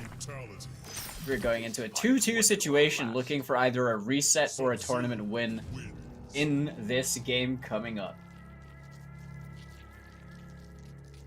I mean, what other way to end the final week of EU East? First seed versus second seed, 2-2, evenly matched set. I mean, technically, this would have to be a reset, just going by the book. Just going by, you know, how things should work. Let's see if K-Top decides to spoil the party and take us home early. It's one more. We'll have to wait and see. K-Top still going to be rocking that Cabal. I think this is to be expected, probably going to be rocking Cabal throughout the entirety of this grand final set. Decided, on the other hand, you know, played that very well, and we are just seeing constant micro adaptations, and they're still carrying things over from the first time that they played each other today as well, from the winners finals, making adaptations even from then. Round 1, fight. Hey, starting it off with a slide. Oh, disarted. Very ballsy gameplay right there.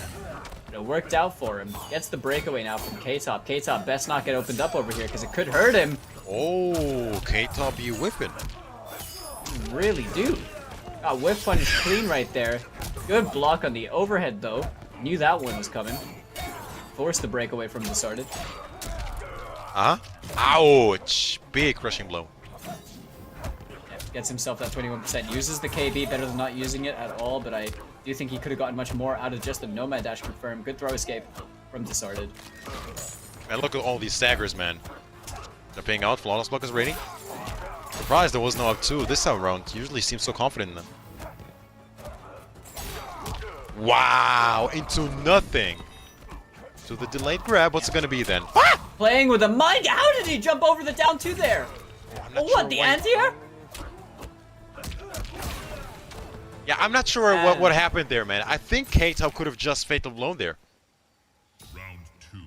I think so, but Even in way case now, I of a guess he breakaway. has it. Nice pickup. Off the air to where K-Top now gets the knockdown. Oh, Disarted once again jumping his way out the corner, punishing that 2-2 string. Mistiming the meaty is K-Top. Oh, almost there with the punish. K-Top finding his way out. Reversing the situation. There it is again, the up 2, man. Those air slide gases now working out so well anymore for K-Top. Remember, Disarted on reset point here. This game failed though. He really is, but escape failed. I mean, oh, the down 2 is going to get the pickup as well. Drops the slide. It's a little bit too high. Trade for trade right now. Oh, I think that was a bait. I think that was a bait. And it's not gonna matter. Oh, little sign of disrespect here coming out from Disarted. Mercy then. No, not gonna happen.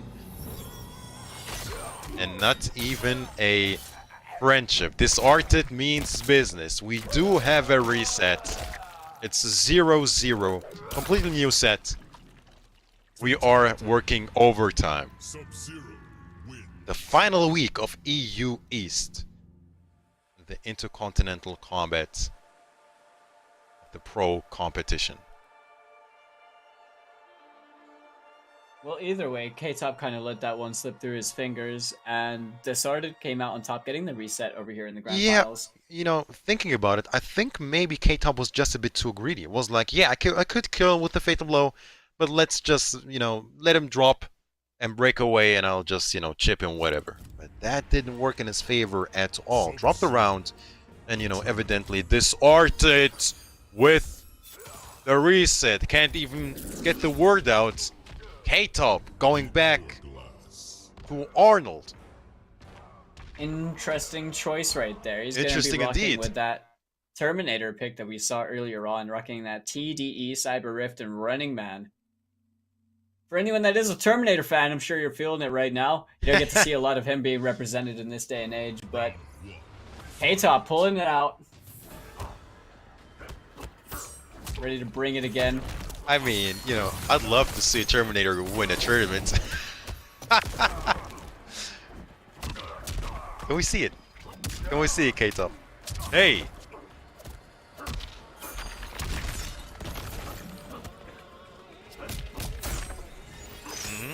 Oh wow, I'm surprised that wasn't the ice ball.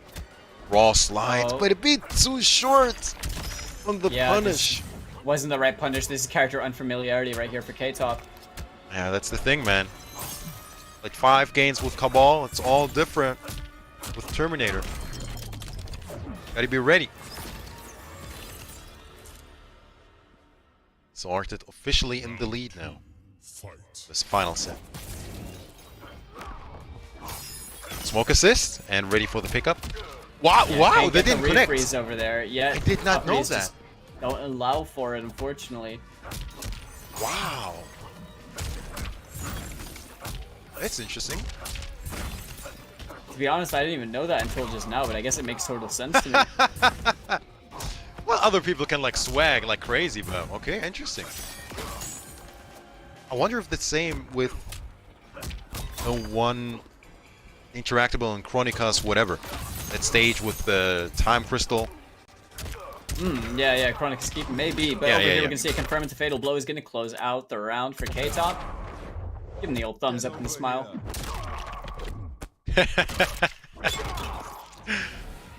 Wow. Almost 48.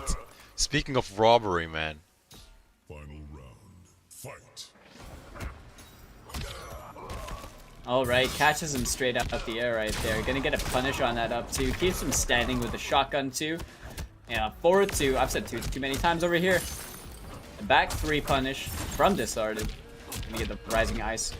Confirm over here. Knock him towards.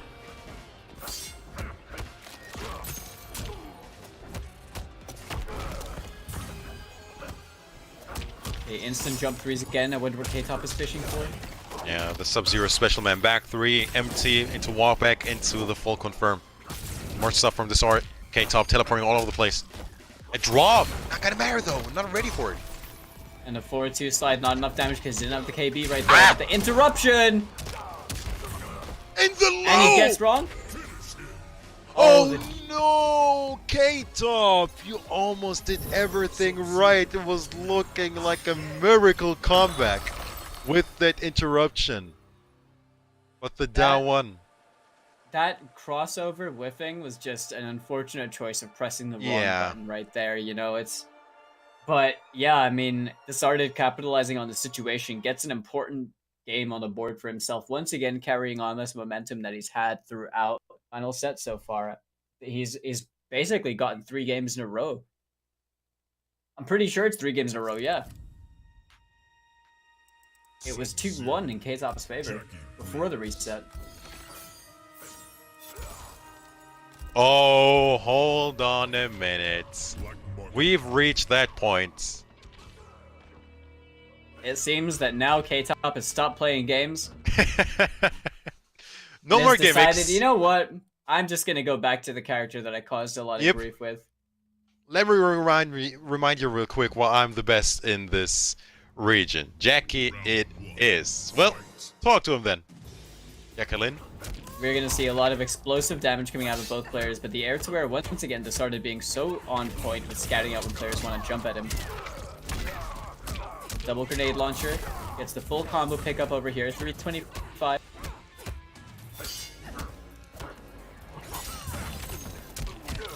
Okay, the Rising Eye's not close enough to connect, and K-Top finding himself a combo over there, ending in that KB. Combo from a counter hit right there, the +2. Yeah, and that's it. And that's it. Yeah. That's it. That's just dirty. K-Top feeling right at home. Going with his main. Yeah, looking like a charm. Look at that. Yeah. It's like the training weights definitely are off, chat. Yeah. Yeah. It's like a whole Rock Lee in the tuning exams moment right here. The +2. The forward throw from Discarded. He's gonna have this Oki to work with, but a meaty throw not gonna work out for him. K-Top didn't get much more off that punish, saving it for the pressure. Wow. Slight walk back to get that punish. Wow, good chase from Discarded.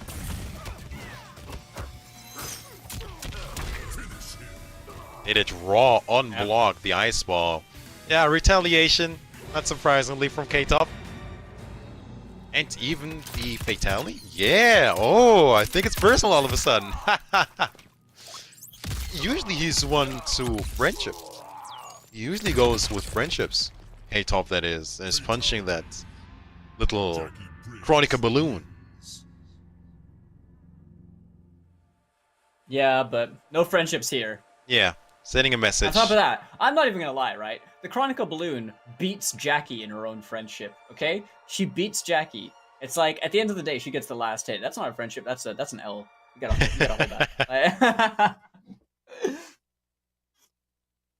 Nah, but in all fairness, like, this is when K-Top means business, right? Is when we see him play the character that we've pretty much has been the character he's played. Yeah. Throughout the whole pro competition online so far, and the reason why he's first in the leaderboard standings. He's just playing a character that has exceptionally high damage, good tools, good buttons, and he's playing them in this very aggressive way that is very asphyxiating. You know, if you get opened up once, the situation that follows that is so overwhelming to deal with as well, because you're still burning. So, at the end of the day, I mean, Disarded has been playing out of his mind so far. I mean, getting the reset alone has been really good for him, but he's still got a big hurdle to overcome if he wants to win this grand finals.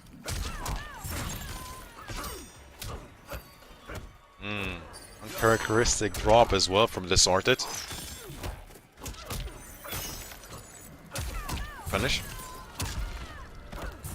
Yeah, getting that down too as well. Still 28 almost. We talk about the fearlessness right there from K-Top as well, to just forward roll into the 4-3, track down Disarded, catch him being a little bit impatient potentially. Okay, instant air-to-air right there from K-Top. He's gonna get the back throw over here. Now this is still a scary situation for either player. It's really a one-touch into death. Okay, jumps over the sweep. Started now, he's trying to get some of that chip on the board. Back 2-2, not going to work out for K-Top. Luckily, doesn't get punished in the recovery after the crossover. Okay, very late. Trying to look for the hit. Started playing so patiently. Not overcommitting to anything. With all those blocks, man. Defensive wall! Oh, in the back one. Such magnificent patience from Disarded as well. And also, just a good idea to take the throw and, you know, just not really fear too much. Wait for his moment. As you see, clean pickup, 22% almost. Into a jump in, confirmed. Disarded, this is entirely him right now. He took that teabagging personally from the last one. I mean, he's working on a flawless, let's not forget. Using the blue stuff, not so much anymore. But still. Interesting choice from K-Top. Probably trying to just, you know, get neutral a bit more, reset the situation. I think he just wants as much damage as he's going to get right now, and if Disarded broke, it was going to be a lot more, right? Okay, the forward throw is going to close it out, though. The brutality, I'm so glad we got to see that. Shades of MK2 shoutouts. But, yeah, man. Disarded now has a really good position in this grand finals. It is 2-1 in his favor. And after he was down 2-1 before the reset, this is pretty much going his way. So K-Top, he's going to have to play even better than he has been so far, because this Sub-Zero pick right now, I mean, Distorted Shang was strong, but this looks like it fits him very well for the kind of player that he is.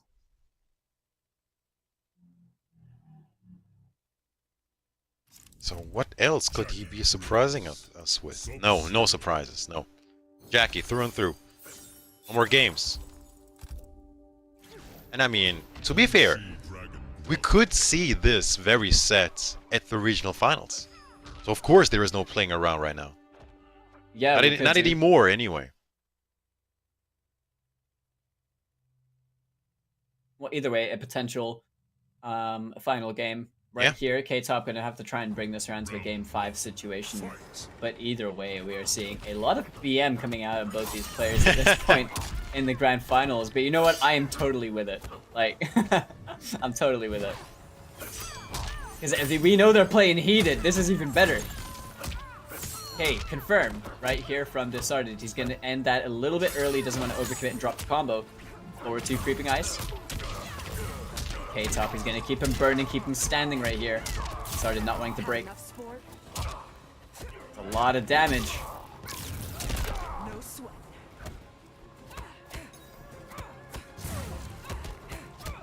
Defense really once fishing. again from Disarded. Yeah, he's really, really patient with his defense, and it's paying off magnificently for him. K-Top now struggling to just find an opening hit. Patience once again from Disarded. Once again! He just waits for his moment, picking and choosing his timing so well. He is on set point after this reset with an incredibly dominant run so far. K-Top blocking that forward 2 rising ice. There's surely a breakaway right here.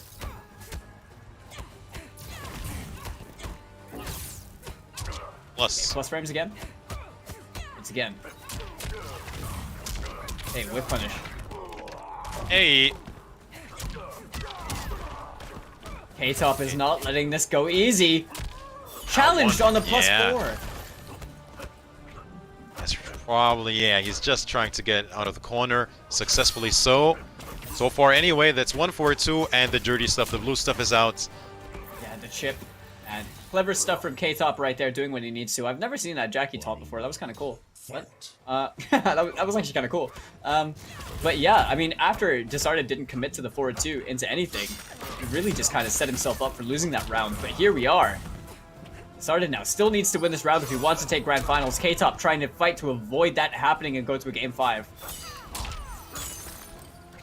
That's the big back 1 confirmed. Does he break away? Yeah, real late breakaway, 30+%, he already ate, and he's gonna get more, 40%, 4% left, and blows up the fatal blow attempt. Disarded is your EU East Week 8 champion. Can't even get the word out. I think K-Top has had enough. Dropped out of the match. And there is that. Just like that, man. Just like that. Disarded showing off this fresh Sub-Zero pick has come in at the right time, just really showing just how much of a powerhouse he can be, no matter what character he's playing. And to be honest, he was playing Sub-Zero pretty damn well. Regardless, K-Top pulled out that secret weapon, albeit quite late into the set. I wonder if it could have been a different story had he done that from before. But I also think he might have underestimated Disarded a little bit and tried to have a little bit too much fun. And when he realized, you know what, I kind of want to win this, it didn't really work out for K-Top. But regardless of anything, both those players are already sitting comfortably in the regional finals, which will be coming up next month. Be sure to follow NRS Esports over there on Twitter. If you are interested in watching the regional finals, we're going to have a bunch of different regions and a bunch of amazing players from all over play for some pretty big prize pools. As you can see right here in this bracket, it was pretty stacked today. Some upsets, some things didn't go quite as expected, but ultimately we had a pretty solid top 8 throughout EU East so far, man. What do you think about tonight, Mitsu?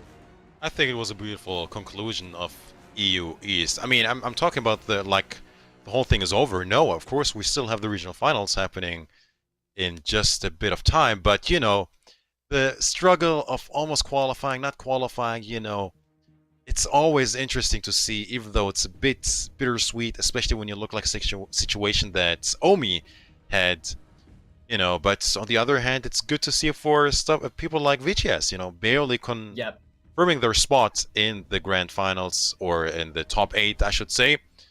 You know, it's a beautiful story, but, you know, the good news is that it's not done just yet. Like I said, there is still a lot more to come in this Championship Sunday. We still have EU West coming up, and, you know, I'm not even sure what kind of stories we have there, but, you know, only, what, an hour and a half, give or take, we'll continue the action there, so stick around. But for now, let's give another quick shout out to PS4 Tournaments, the presenting partner of the Mortal Kombat 11 Pro competition. Go ahead and check out the weekly competitions for all skill levels. Compete against your friends and rivals for unique rewards. The competition center, the PS4 competition center, is the one destination that gives you inside look and tips and tricks. You know, all you have to do is go to compete.playstation.com, sign in with your PSN ID, and, you know, the system really does all of that.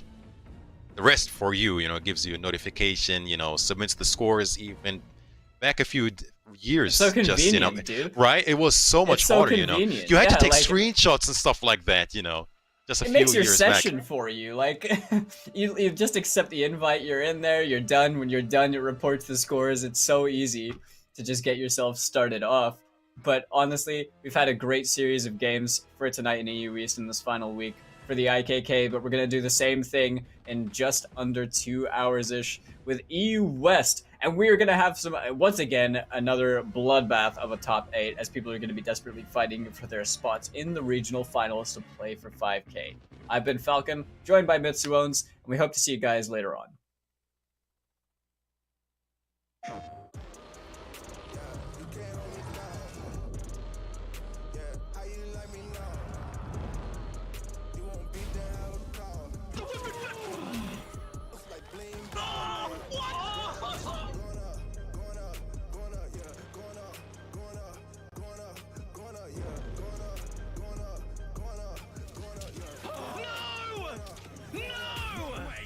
No jokes, no gimmicks, just combat.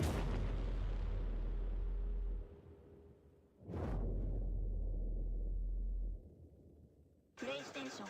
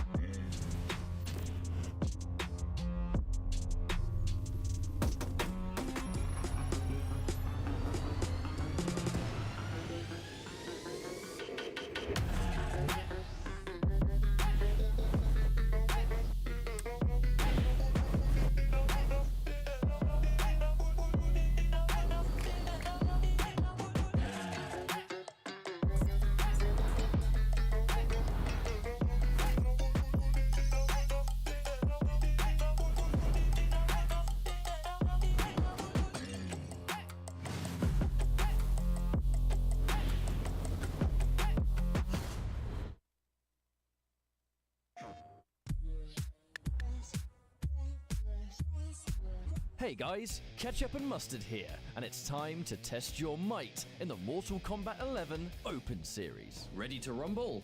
Power on your PlayStation and head to the Events app. Filter by type and select a convenient date and time. Boot up MK11 and locate the PS4 Tournaments menu option. Click it to visit a familiar place, the Console Events tab. Sign up and prepare to play. Once registered, you can view your tournament details and check-in time. A notification will remind you to tighten your black belt and get over here for your match. Continue combat in the open qualifiers to close in on the competition. Thank you for watching, and we'll see you in the tournaments.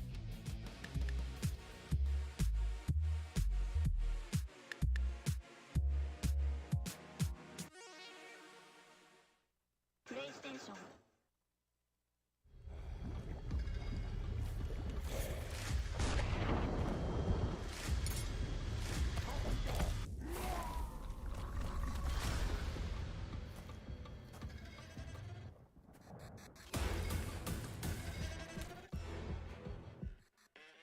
Who are you? I'm your worst nightmare.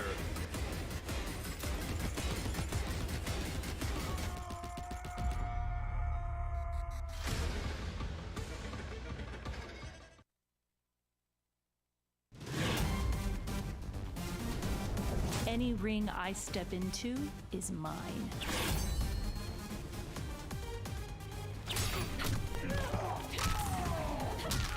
End of the line. Then this fight is now personal.